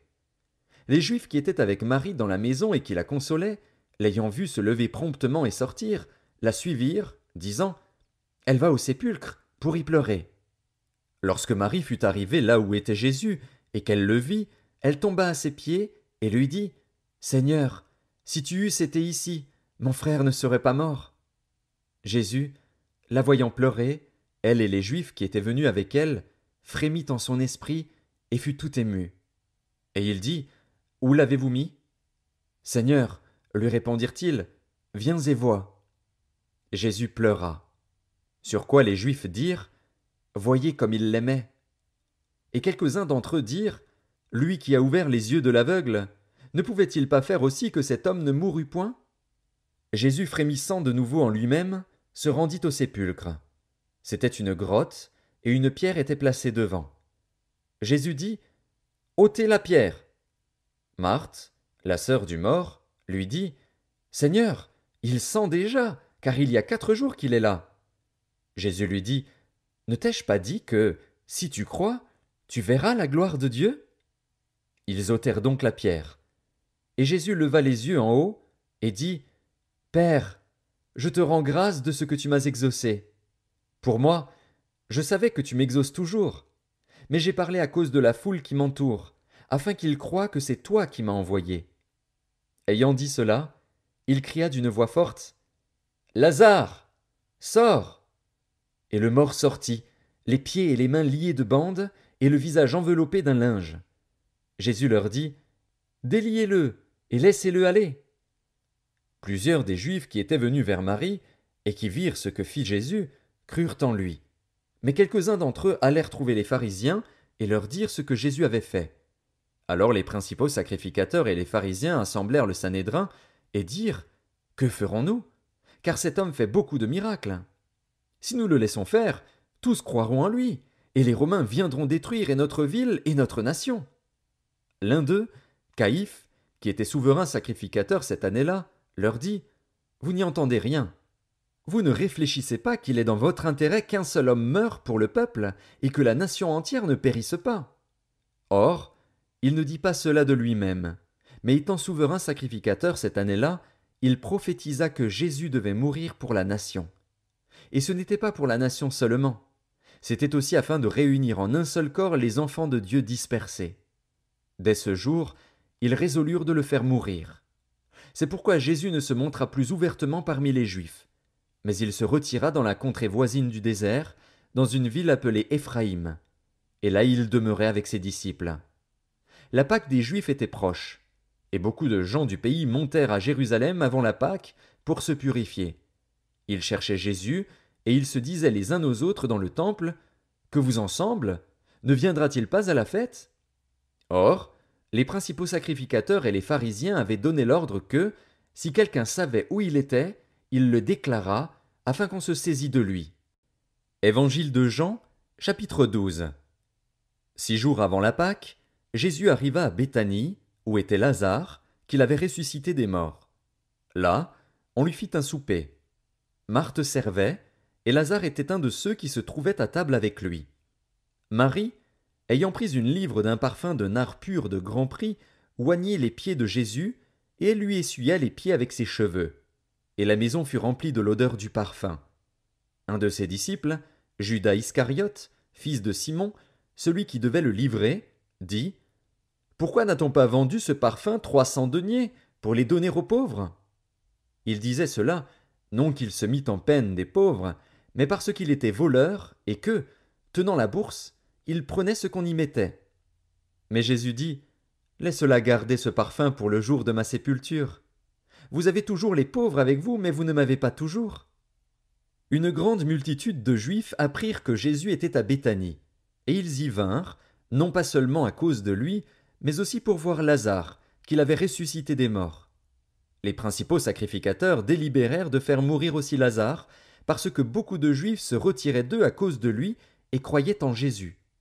Le lendemain, une foule nombreuse de gens venus à la fête, ayant entendu dire que Jésus se rendait à Jérusalem, prirent des branches de palmier et allèrent au-devant de lui, en criant « Hosanna! Béni soit celui qui vient au nom du Seigneur, le roi d'Israël. Jésus trouva un ânon et s'assit dessus, selon ce qui est écrit: Ne crains point, fille de Sion. Voici, ton roi vient, assis sur le petit d'une ânesse. Ses disciples ne comprirent pas d'abord ces choses. Mais, lorsque Jésus eut été glorifié, ils se souvinrent qu'elles étaient écrites de lui et qu'il les avait été accomplies à son égard. Tous ceux qui étaient avec Jésus, quand il appela Lazare du sépulcre et le ressuscita des morts, lui rendaient témoignage. Et la foule vint au-devant de lui, parce qu'elle avait appris qu'il avait fait ce miracle. Les pharisiens se dirent donc les uns aux autres: Vous voyez que vous ne gagnez rien. Voici, le monde est allé après lui. Quelques Grecs, du nombre de ceux qui étaient montés pour adorer pendant la fête, s'adressèrent à Philippe, de Bethsaïda en Galilée, et lui dirent avec instance: Seigneur, nous voudrions voir Jésus. Philippe alla le dire à André, puis André et Philippe le dirent à Jésus. Jésus leur répondit: L'heure est venue où le Fils de l'homme doit être glorifié. En vérité, je vous le dis, si le grain de blé qui est tombé en terre ne meurt, il reste seul. Mais, s'il meurt, il porte beaucoup de fruits. Celui qui aime sa vie la perdra, et celui qui hait sa vie dans ce monde la conservera pour la vie éternelle. Si quelqu'un me sert, qu'il me suive.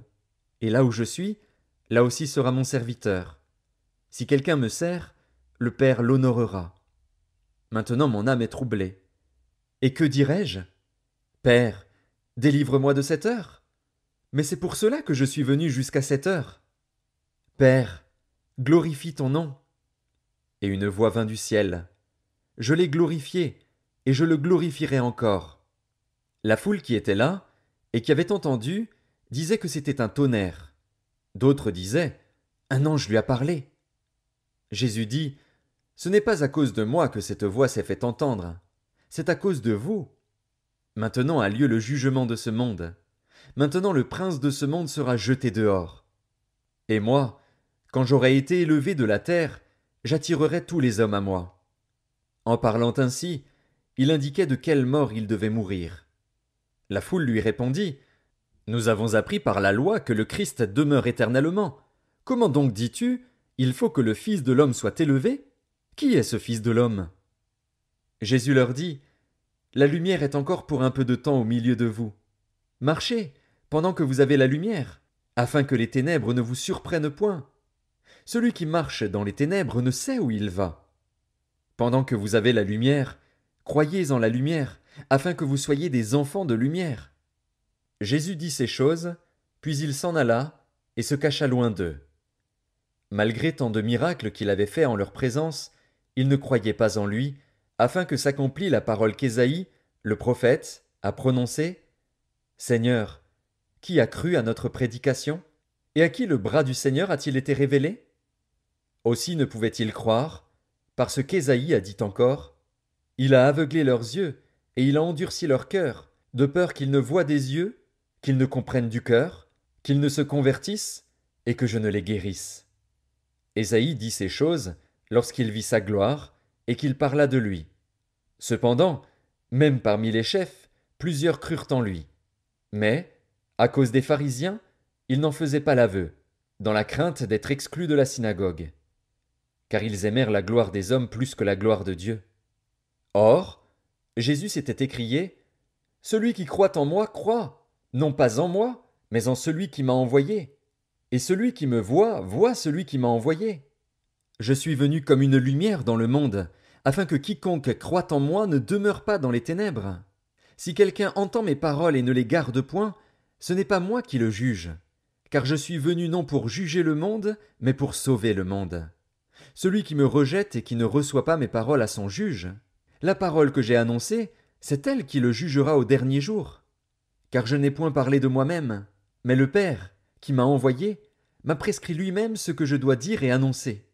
Et je sais que son commandement est la vie éternelle. C'est pourquoi les choses que je dis, je les dis comme le Père me les a dites. Évangile de Jean, chapitre 13. Avant la fête de Pâques, Jésus, sachant que son heure était venue de passer de ce monde au Père, et ayant aimé les siens qui étaient dans le monde, mit le comble à son amour pour eux. Pendant le souper, lorsque le diable avait déjà inspiré au cœur de Judas Iscariote, fils de Simon, le dessein de le livrer, Jésus, qui savait que le Père avait remis toutes choses entre ses mains, qu'il était venu de Dieu, et qu'il s'en allait à Dieu, se leva de table, ôta ses vêtements, et prit un linge, dont il se ceignit. Ensuite il versa de l'eau dans un bassin, et il se mit à laver les pieds des disciples, et à les essuyer avec le linge dont il était ceint. Il vint donc à Simon-Pierre. Et Pierre lui dit, « Toi, Seigneur, tu me laves les pieds ?» Jésus lui répondit, « Ce que je fais, tu ne le comprends pas maintenant, mais tu le comprendras bientôt. » Pierre lui dit, « Non, jamais tu ne me laveras les pieds. » Jésus lui répondit, « Si je ne te lave, tu n'auras point de part avec moi. » Simon-Pierre lui dit, « Seigneur, non seulement les pieds, mais encore les mains et la tête. » Jésus lui dit, « Celui qui est lavé n'a besoin que de se laver les pieds pour être entièrement pur. Et vous êtes purs, mais non pas tous. » Car il connaissait celui qui le livrait, c'est pourquoi il dit, « Vous n'êtes pas tous purs. » Après qu'il leur eut lavé les pieds et qu'il eut pris ses vêtements, il se remit à table et leur dit, « Comprenez-vous ce que je vous ai fait? Vous m'appelez Maître et Seigneur, et vous dites bien, car je le suis. Si donc je vous ai lavé les pieds, moi, le Seigneur et le Maître, vous devez aussi vous laver les pieds les uns aux autres. Car je vous ai donné un exemple, afin que vous fassiez comme je vous ai fait. En vérité, je vous le dis, le serviteur n'est pas plus grand que son Seigneur, ni l'apôtre plus grand que celui qui l'a envoyé. Si vous savez ces choses, vous êtes heureux, pourvu que vous les pratiquiez. Ce n'est pas de vous tous que je parle. Je connais ceux que j'ai choisis. Mais il faut que l'Écriture s'accomplisse. Celui qui mange avec moi le pain a levé son talon contre moi. Dès à présent je vous le dis, avant que la chose arrive, afin que, lorsqu'elle arrivera, vous croyiez à ce que je suis. En vérité, je vous le dis, celui qui reçoit celui que j'aurai envoyé me reçoit, et celui qui me reçoit celui qui m'a envoyé. » Ayant ainsi parlé, Jésus fut troublé en son esprit, et il dit expressément, « En vérité, je vous le dis, l'un de vous me livrera. » Les disciples se regardaient les uns les autres, ne sachant de qui il parlait. Un des disciples, celui que Jésus aimait, était couché sur le sein de Jésus. Simon-Pierre lui fit signe de demander qui était celui dont parlait Jésus. Et ce disciple, s'étant penché sur la poitrine de Jésus, lui dit, « Seigneur, qui est-ce » Jésus répondit, « C'est celui à qui je donnerai le morceau trempé. » Et, ayant trempé le morceau, il le donna à Judas, fils de Simon, l'Iscariote. Dès que le morceau fut donné, Satan entra dans Judas. Jésus lui dit, « Ce que tu fais, fais-le promptement. » Mais aucun de ceux qui étaient à table ne comprit pourquoi il lui disait cela, car quelques-uns pensaient que, comme Judas avait la bourse, Jésus voulait lui dire, « Achète ce dont nous avons besoin pour la fête », ou qu'il lui commandait de donner quelque chose aux pauvres. Judas, ayant pris le morceau, se hâta de sortir. Il était nuit. Lorsque Judas fut sorti, Jésus dit, « Maintenant, le Fils de l'homme a été glorifié, et Dieu a été glorifié en lui. Si Dieu a été glorifié en lui, Dieu aussi le glorifiera en lui-même, et il le glorifiera bientôt. Mes petits enfants, je suis pour peu de temps encore avec vous. Vous me chercherez. Et, comme j'ai dit aux Juifs, vous ne pouvez venir où je vais, je vous le dis aussi maintenant. Je vous donne un commandement nouveau. Aimez-vous les uns les autres. Comme je vous ai aimés, vous aussi, aimez-vous les uns les autres. À ceux-ci tous connaîtront que vous êtes mes disciples, si vous avez de l'amour les uns pour les autres. » Simon-Pierre lui dit, « Seigneur, où vas-tu » Jésus répondit, « Tu ne peux pas maintenant me suivre où je vais, mais tu me suivras plus tard. » « Seigneur, lui dit Pierre, pourquoi ne puis-je pas te suivre maintenant? Je donnerai ma vie pour toi. » Jésus répondit, « Tu donneras ta vie pour moi. En vérité, je te le dis, le coq ne chantera pas que tu ne m'aies renié 3 fois. » Évangile de Jean, chapitre 14. Que votre cœur ne se trouble point. Croyez en Dieu et croyez en moi. Il y a plusieurs demeures dans la maison de mon Père. Si cela n'était pas, je vous l'aurais dit. je vais vous préparer une place. Et, lorsque je m'en serai allé, et que je vous aurai préparé une place, je reviendrai, et je vous prendrai avec moi, afin que là où je suis, vous y soyez aussi. Vous savez où je vais, et vous en savez le chemin. Thomas lui dit, Seigneur, nous ne savons où tu vas. Comment pouvons-nous en savoir le chemin? Jésus lui dit, Je suis le chemin, la vérité et la vie. Nul ne vient au Père que par moi. Si vous me connaissiez, vous connaîtriez aussi mon Père. Et dès maintenant vous le connaissez, et vous l'avez vu. Philippe lui dit, Seigneur, montre-nous le Père, et cela nous suffit. Jésus lui dit, Il y a si longtemps que je suis avec vous, et tu ne m'as pas connu, Philippe. Celui qui m'a vu a vu le Père. Comment dis-tu, montre-nous le Père? Ne crois-tu pas que je suis dans le Père, et que le Père est en moi? Les paroles que je vous dis, je ne les dis pas de moi-même, et le Père qui demeure en moi, c'est lui qui fait les œuvres. Croyez-moi, je suis dans le Père, et le Père est en moi. Croyez du moins à cause de ses œuvres. En vérité, je vous le dis, celui qui croit en moi fera aussi les œuvres que je fais, et il en fera de plus grandes, parce que je m'en vais au Père.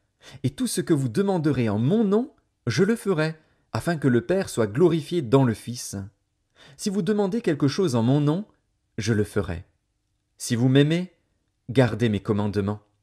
Et moi, je prierai le Père, et il vous donnera un autre consolateur, afin qu'il demeure éternellement avec vous, l'Esprit de vérité, que le monde ne peut recevoir, parce qu'il ne le voit point et ne le connaît point. Mais vous, vous le connaissez, car il demeure avec vous, et il sera en vous.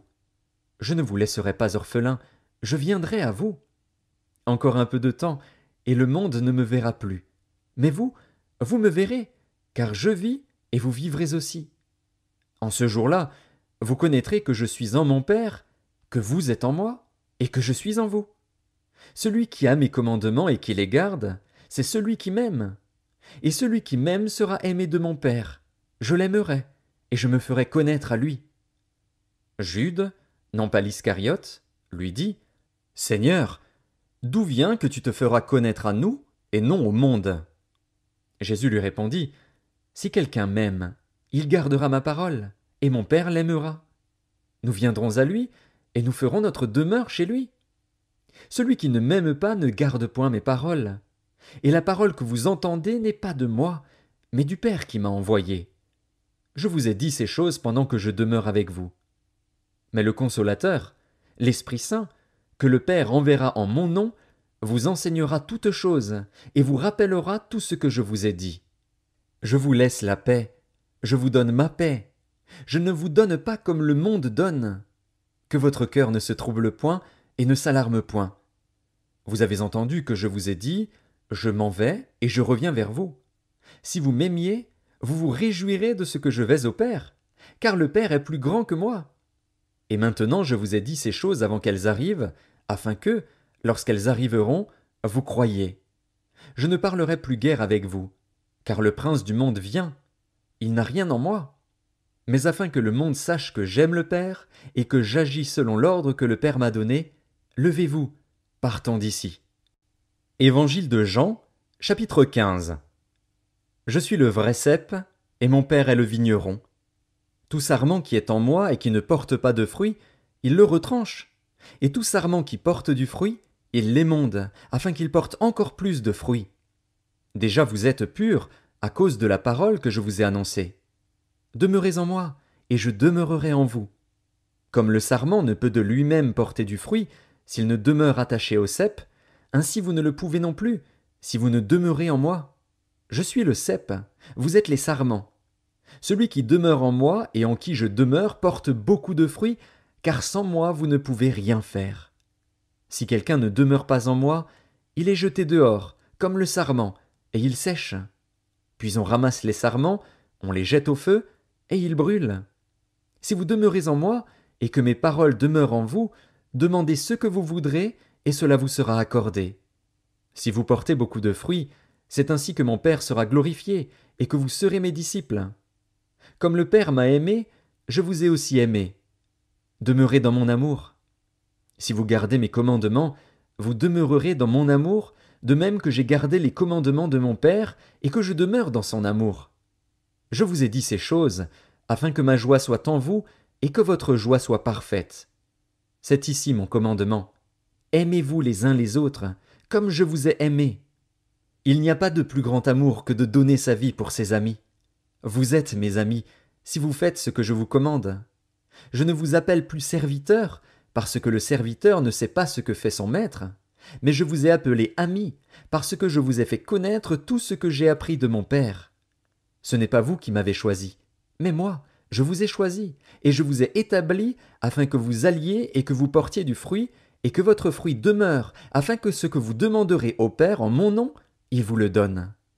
Ce que je vous commande, c'est de vous aimer les uns les autres. Si le monde vous hait, sachez qu'il m'a haï avant vous. Si vous étiez du monde, le monde aimerait ce qui est à lui. Mais parce que vous n'êtes pas du monde, et que je vous ai choisi du milieu du monde, à cause de cela le monde vous hait. Souvenez-vous de la parole que je vous ai dite. Le serviteur n'est pas plus grand que son maître. S'ils m'ont persécuté, ils vous persécuteront aussi. S'ils ont gardé ma parole, ils garderont aussi la vôtre. Mais ils vous feront toutes ces choses à cause de mon nom, parce qu'ils ne connaissent pas celui qui m'a envoyé. Si je n'étais pas venu et que je ne leur eusse point parlé, ils n'auraient pas de péché. Mais maintenant ils n'ont aucune excuse de leur péché. Celui qui me hait est aussi mon Père. Si je n'avais pas fait parmi eux des œuvres que nul autre n'a faites, ils n'auraient pas de péché. Mais maintenant ils les ont vus, et ils ont haï et moi et mon Père. Mais cela est arrivé afin que s'accomplît la parole qui est écrite dans leur loi. Ils m'ont haï sans cause. Quand sera venu le Consolateur, que je vous enverrai de la part du Père, l'Esprit de vérité, qui vient du Père, il rendra témoignage de moi. Et vous aussi, vous rendrez témoignage, parce que vous êtes avec moi dès le commencement. Évangile de Jean, chapitre 16. Je vous ai dit ces choses, afin qu'elles ne soient pas pour vous une occasion de chute. Ils vous excluront des synagogues, et même l'heure vient où quiconque vous fera mourir croira rendre un culte à Dieu. Et ils agiront ainsi, parce qu'ils n'ont connu ni le Père ni moi. Je vous ai dit ces choses, afin que, lorsque l'heure sera venue, vous vous souveniez que je vous les ai dites. Je ne vous en ai pas parlé dès le commencement, parce que j'étais avec vous. Maintenant je m'en vais vers celui qui m'a envoyé, et aucun de vous ne me demande « Où vas-tu » Mais, parce que je vous ai dit ces choses, la tristesse a rempli votre cœur. Cependant je vous dis la vérité. Il vous est avantageux que je m'en aille, car si je ne m'en vais pas, le Consolateur ne viendra pas vers vous. Mais, si je m'en vais, je vous l'enverrai. Et quand il sera venu, il convaincra le monde en ce qui concerne le péché, la justice et le jugement. En ce qui concerne le péché, parce qu'il ne croit pas en moi. La justice, parce que je vais au Père, et que vous ne me verrez plus. Le jugement, parce que le prince de ce monde est jugé. J'ai encore beaucoup de choses à vous dire, mais vous ne pouvez pas les porter maintenant. Quand le Consolateur sera venu, l'Esprit de vérité, il vous conduira dans toute la vérité. Car il ne parlera pas de lui-même, mais il dira tout ce qu'il aura entendu, et il vous annoncera les choses à venir. Il me glorifiera, parce qu'il prendra de ce qui est à moi, et vous l'annoncera. Tout ce que le Père a est à moi. C'est pourquoi j'ai dit qu'il prend de ce qui est à moi, et qu'il vous l'annoncera. Encore un peu de temps, et vous ne me verrez plus. Et puis encore un peu de temps, et vous me verrez, parce que je vais au Père. Là-dessus, quelques-uns de ses disciples dirent entre eux, « Que signifie ce qu'il nous dit ? Encore un peu de temps, et vous ne me verrez plus, et puis encore un peu de temps, et vous me verrez. Et, parce que je vais au Père. » Il disait donc, « Que signifie ce qu'il dit ? Encore un peu de temps ? Nous ne savons de quoi il parle. » Jésus, connu qu'ils voulaient l'interroger, leur dit, « Vous vous questionnez les uns les autres sur ce que j'ai dit. Encore un peu de temps, et vous ne me verrez plus, et puis encore un peu de temps, et vous me verrez. En vérité, je vous le dis, vous pleurerez et vous vous lamenterez, et le monde se réjouira. Vous serez dans la tristesse, mais votre tristesse se changera en joie. La femme, lorsqu'elle enfante, éprouve de la tristesse, parce que son heure est venue. Mais, lorsqu'elle a donné le jour à l'enfant, elle ne se souvient plus de la souffrance, à cause de la joie qu'elle a de ce qu'un homme est né dans le monde. Vous donc aussi, vous êtes maintenant dans la tristesse. Mais je vous reverrai, et votre cœur se réjouira, et nul ne vous ravira votre joie. En ce jour-là, vous ne m'interrogerez plus sur rien. En vérité, je vous le dis, ce que vous demanderez au Père, il vous le donnera en mon nom. Jusqu'à présent, vous n'avez rien demandé en mon nom. Demandez, et vous recevrez, afin que votre joie soit parfaite. Je vous ai dit ces choses en parabole. L'heure vient où je ne vous parlerai plus en parabole, mais où je vous parlerai ouvertement du Père. En ce jour, vous demanderez en mon nom, et je ne vous dis pas que je prierai le Père pour vous. Car le Père lui-même vous aime, parce que vous m'avez aimé, et que vous avez cru que je suis sorti de Dieu. Je suis sorti du Père, et je suis venu dans le monde. Maintenant je quitte le monde, et je vais au Père. Ses disciples lui dirent, Voici, maintenant tu parles ouvertement, et tu n'emploies aucune parabole. Maintenant nous savons que tu sais toutes choses, et que tu n'as pas besoin que personne t'interroge. C'est pourquoi nous croyons que tu es sorti de Dieu.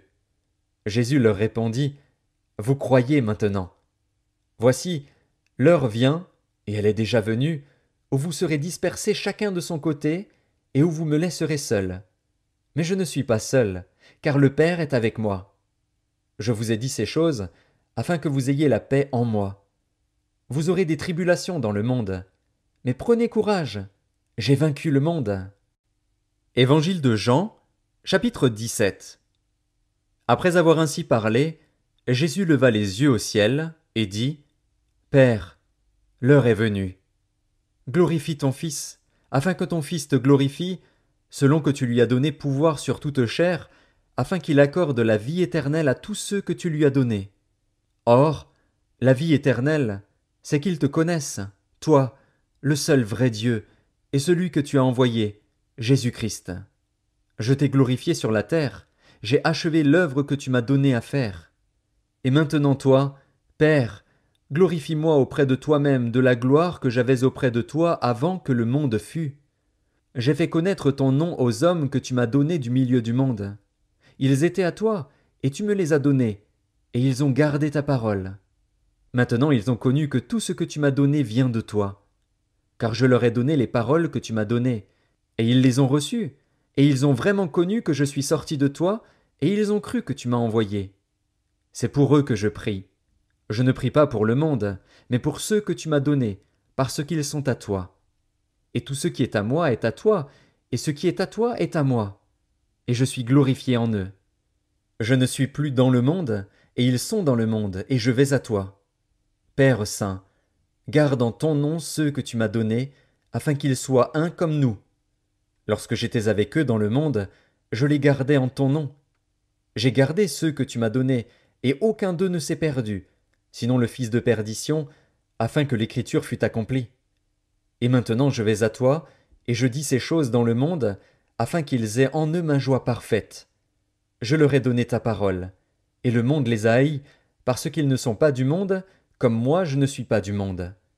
Je ne te prie pas de les ôter du monde, mais de les préserver du mal. Ils ne sont pas du monde, comme moi je ne suis pas du monde. Sanctifie-les par ta vérité, ta parole est la vérité.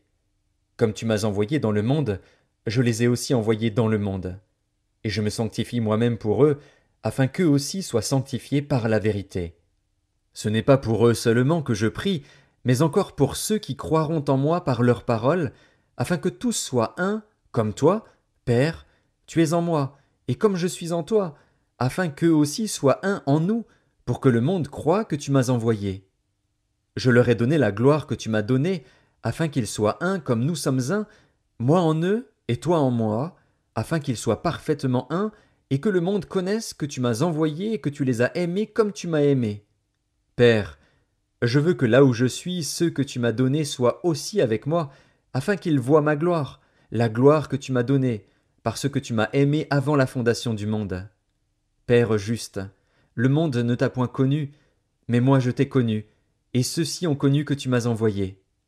Je leur ai fait connaître ton nom, et je le leur ferai connaître, afin que l'amour dont tu m'as aimé soit en eux, et que je sois en eux. Évangile de Jean, chapitre 18. Lorsqu'il eut dit ces choses, Jésus alla avec ses disciples de l'autre côté du torrent du Cédron, où se trouvait un jardin, dans lequel il entra, lui et ses disciples. Judas, qui le livrait, connaissait ce lieu, parce que Jésus et ses disciples s'y étaient souvent réunis.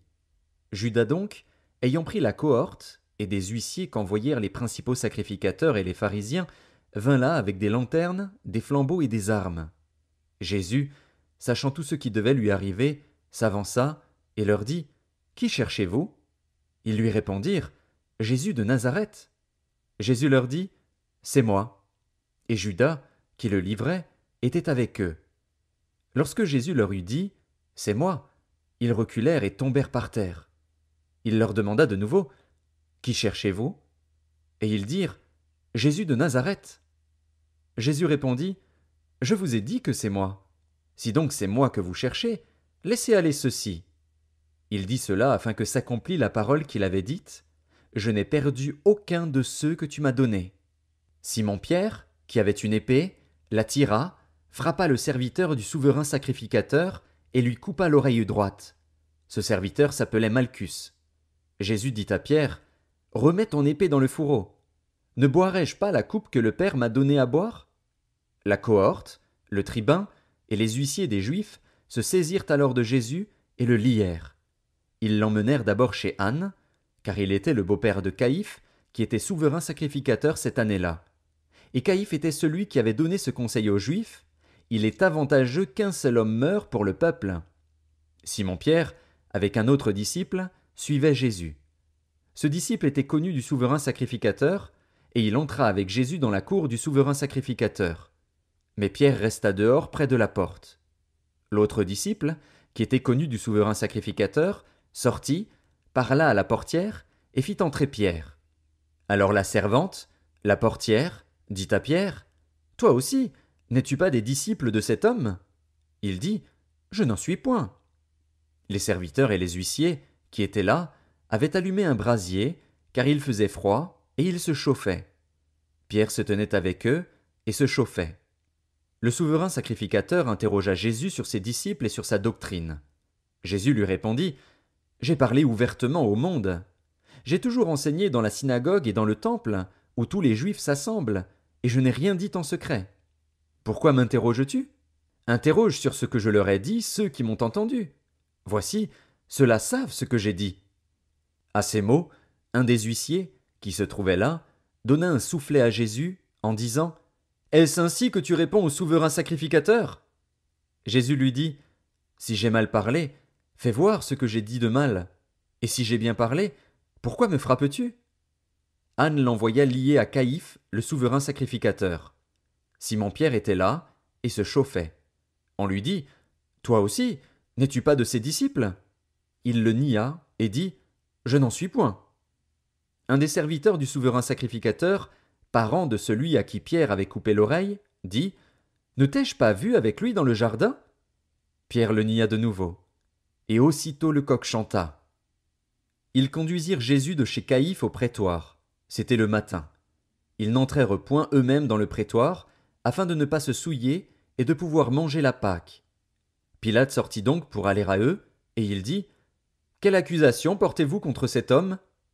Ils lui répondirent « Si ce n'était pas un malfaiteur, nous ne te l'aurions pas livré. » Sur quoi Pilate leur dit « Prenez-le vous-même, et jugez-le selon votre loi. » Les Juifs lui dirent « Il ne nous est pas permis de mettre personne à mort. » C'était afin que s'accomplît la parole que Jésus avait dite, lorsqu'il indiqua de quelle mort il devait mourir. Pilate rentra dans le prétoire, appela Jésus, et lui dit « Es-tu le roi des Juifs ?» Jésus répondit « Est-ce de toi-même que tu dis cela, ou d'autres te l'ont-ils dit de moi ?» Pilate répondit « Moi, suis-je juif ? Ta nation et les principaux sacrificateurs t'ont livré à moi. Qu'as-tu fait ? » « Mon royaume n'est pas de ce monde, » répondit Jésus. « Si mon royaume était de ce monde, mes serviteurs auraient combattu pour moi afin que je ne fusse pas livré aux Juifs. Mais maintenant mon royaume n'est point d'ici-bas. » Pilate lui dit « Tu es donc roi ?» Jésus répondit « Tu le dis, je suis roi. Je suis né et je suis venu dans le monde pour rendre témoignage à la vérité. Quiconque est de la vérité écoute ma voix. » Pilate lui dit « Qu'est-ce que la vérité ?» Après avoir dit cela, il sortit de nouveau pour aller vers les Juifs, et il leur dit « Je ne trouve aucun crime en lui.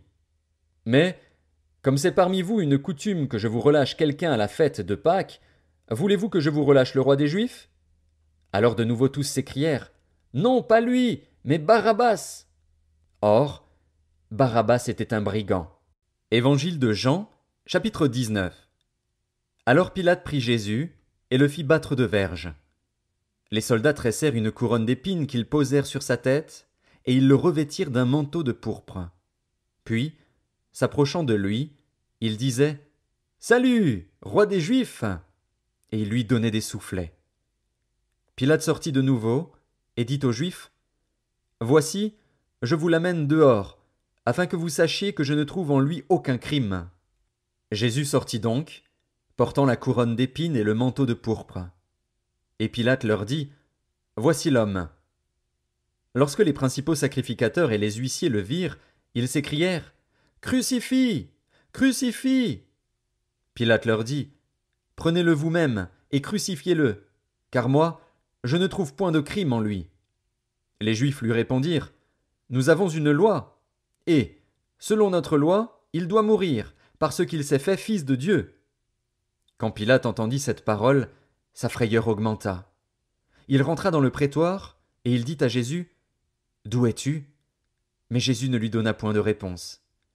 Pilate lui dit: Est-ce à moi que tu ne parles pas? Ne sais-tu pas que j'ai le pouvoir de te crucifier, et que j'ai le pouvoir de te relâcher? Jésus répondit: Tu n'aurais sur moi aucun pouvoir, s'il ne t'avait été donné d'en haut. C'est pourquoi celui qui me livre à toi commet un plus grand péché. Dès ce moment, Pilate cherchait à le relâcher. Mais les Juifs criaient: Si tu le relâches, tu n'es pas ami de César. Quiconque se fait roi se déclare contre César. Pilate, ayant entendu ces paroles, amena Jésus dehors. Et il s'assit sur le tribunal, au lieu appelé le pavé, et en hébreu Gabbatha. C'était la préparation de la Pâque, et environ la 6e heure. Pilate dit aux Juifs: Voici votre roi. Mais ils s'écrièrent: Ôte! Ôte! Crucifie-le! Pilate leur dit: Crucifierai-je votre roi? Les principaux sacrificateurs répondirent: Nous n'avons de roi que César. Alors il le leur livra pour être crucifié. Ils prirent donc Jésus et l'emmenèrent. Jésus, portant sa croix, arriva au lieu du crâne, qui se nomme en hébreu Golgotha. C'est là qu'il fut crucifié, et 2 autres avec lui, un de chaque côté, et Jésus au milieu. Pilate fit une inscription, qu'il plaça sur la croix, et qui était ainsi conçue: Jésus de Nazareth, roi des Juifs.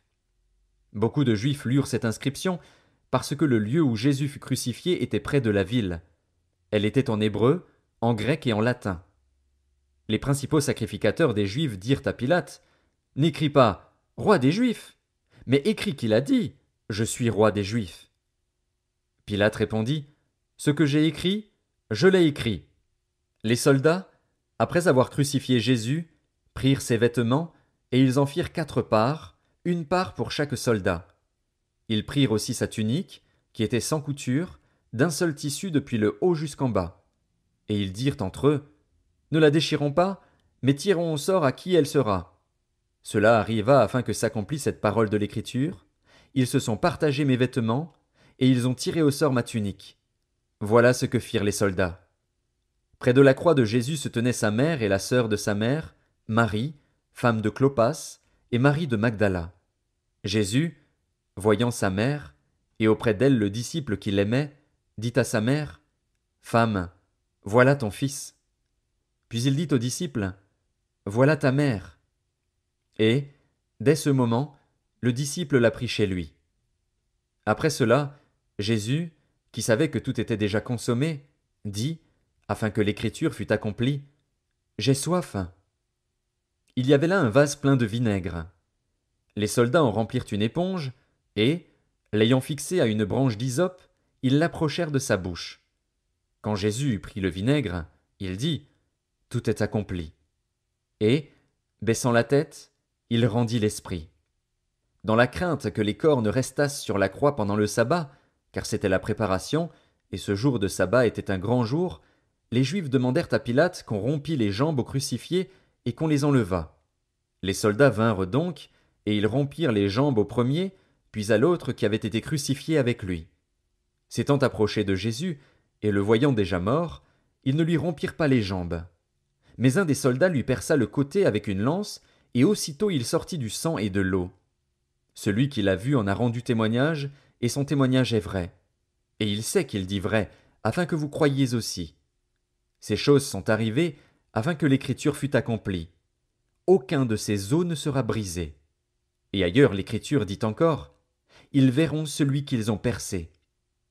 Après cela, Joseph d'Arimathée, qui était disciple de Jésus, mais en secret par crainte des Juifs, demanda à Pilate la permission de prendre le corps de Jésus. Et Pilate le permit. Il vint donc et prit le corps de Jésus. Nicodème, qui auparavant était allé de nuit vers Jésus, vint aussi, apportant un mélange d'environ 100 litres de myrrhe et d'aloès.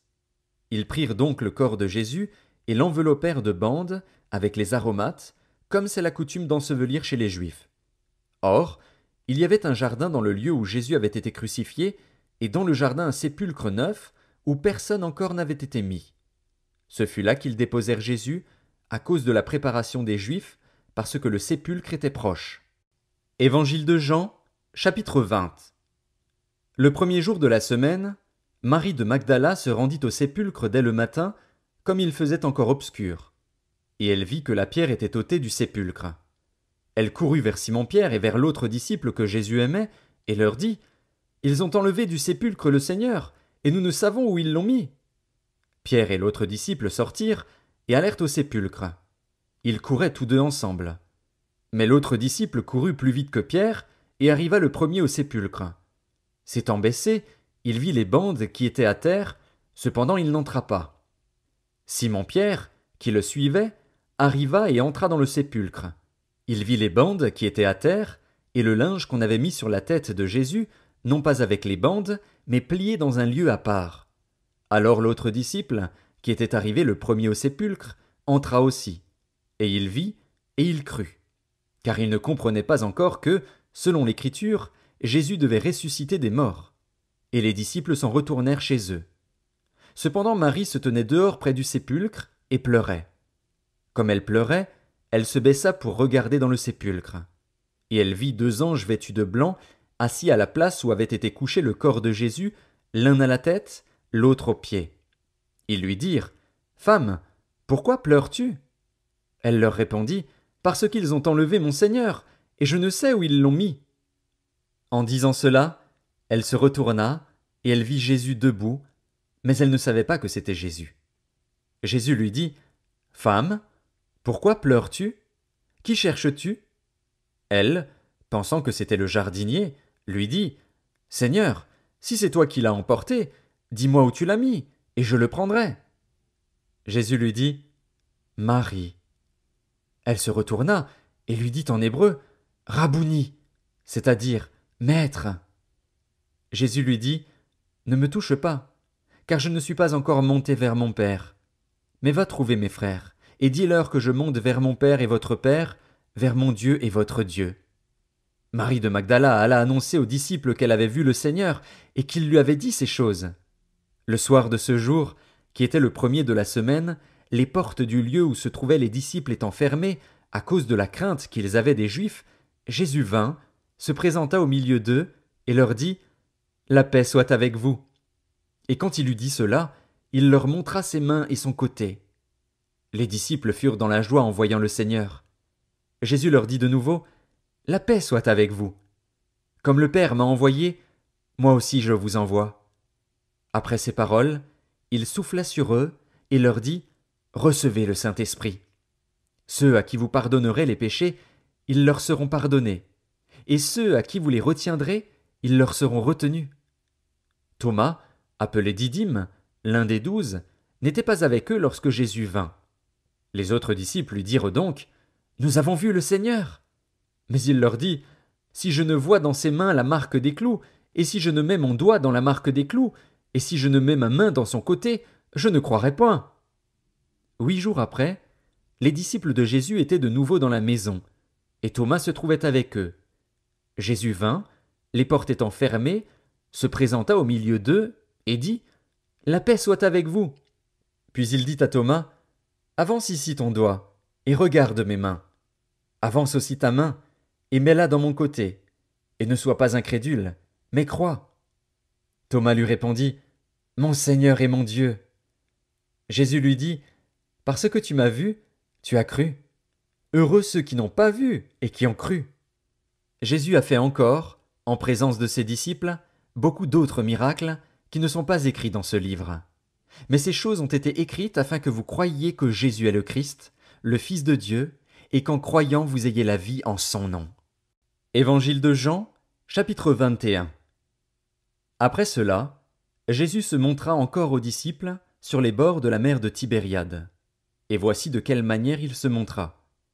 Simon-Pierre, Thomas, appelé Didyme, Nathanaël, de Cana en Galilée, les fils de Zébédée, et deux autres disciples de Jésus étaient ensemble. Simon-Pierre leur dit, Je vais pêcher. Ils lui dirent, Nous allons aussi avec toi. Ils sortirent et montèrent dans une barque, et cette nuit-là ils ne prirent rien. Le matin étant venu, Jésus se trouva sur le rivage. Mais les disciples ne savaient pas que c'était Jésus. Jésus leur dit, Enfants, n'avez-vous rien à manger? Ils lui répondirent, Non. Il leur dit, Jetez le filet du côté droit de la barque, et vous trouverez. Ils le jetèrent donc, et ils ne pouvaient plus le retirer à cause de la grande quantité de poissons. Alors le disciple que Jésus aimait dit à Pierre, C'est le Seigneur.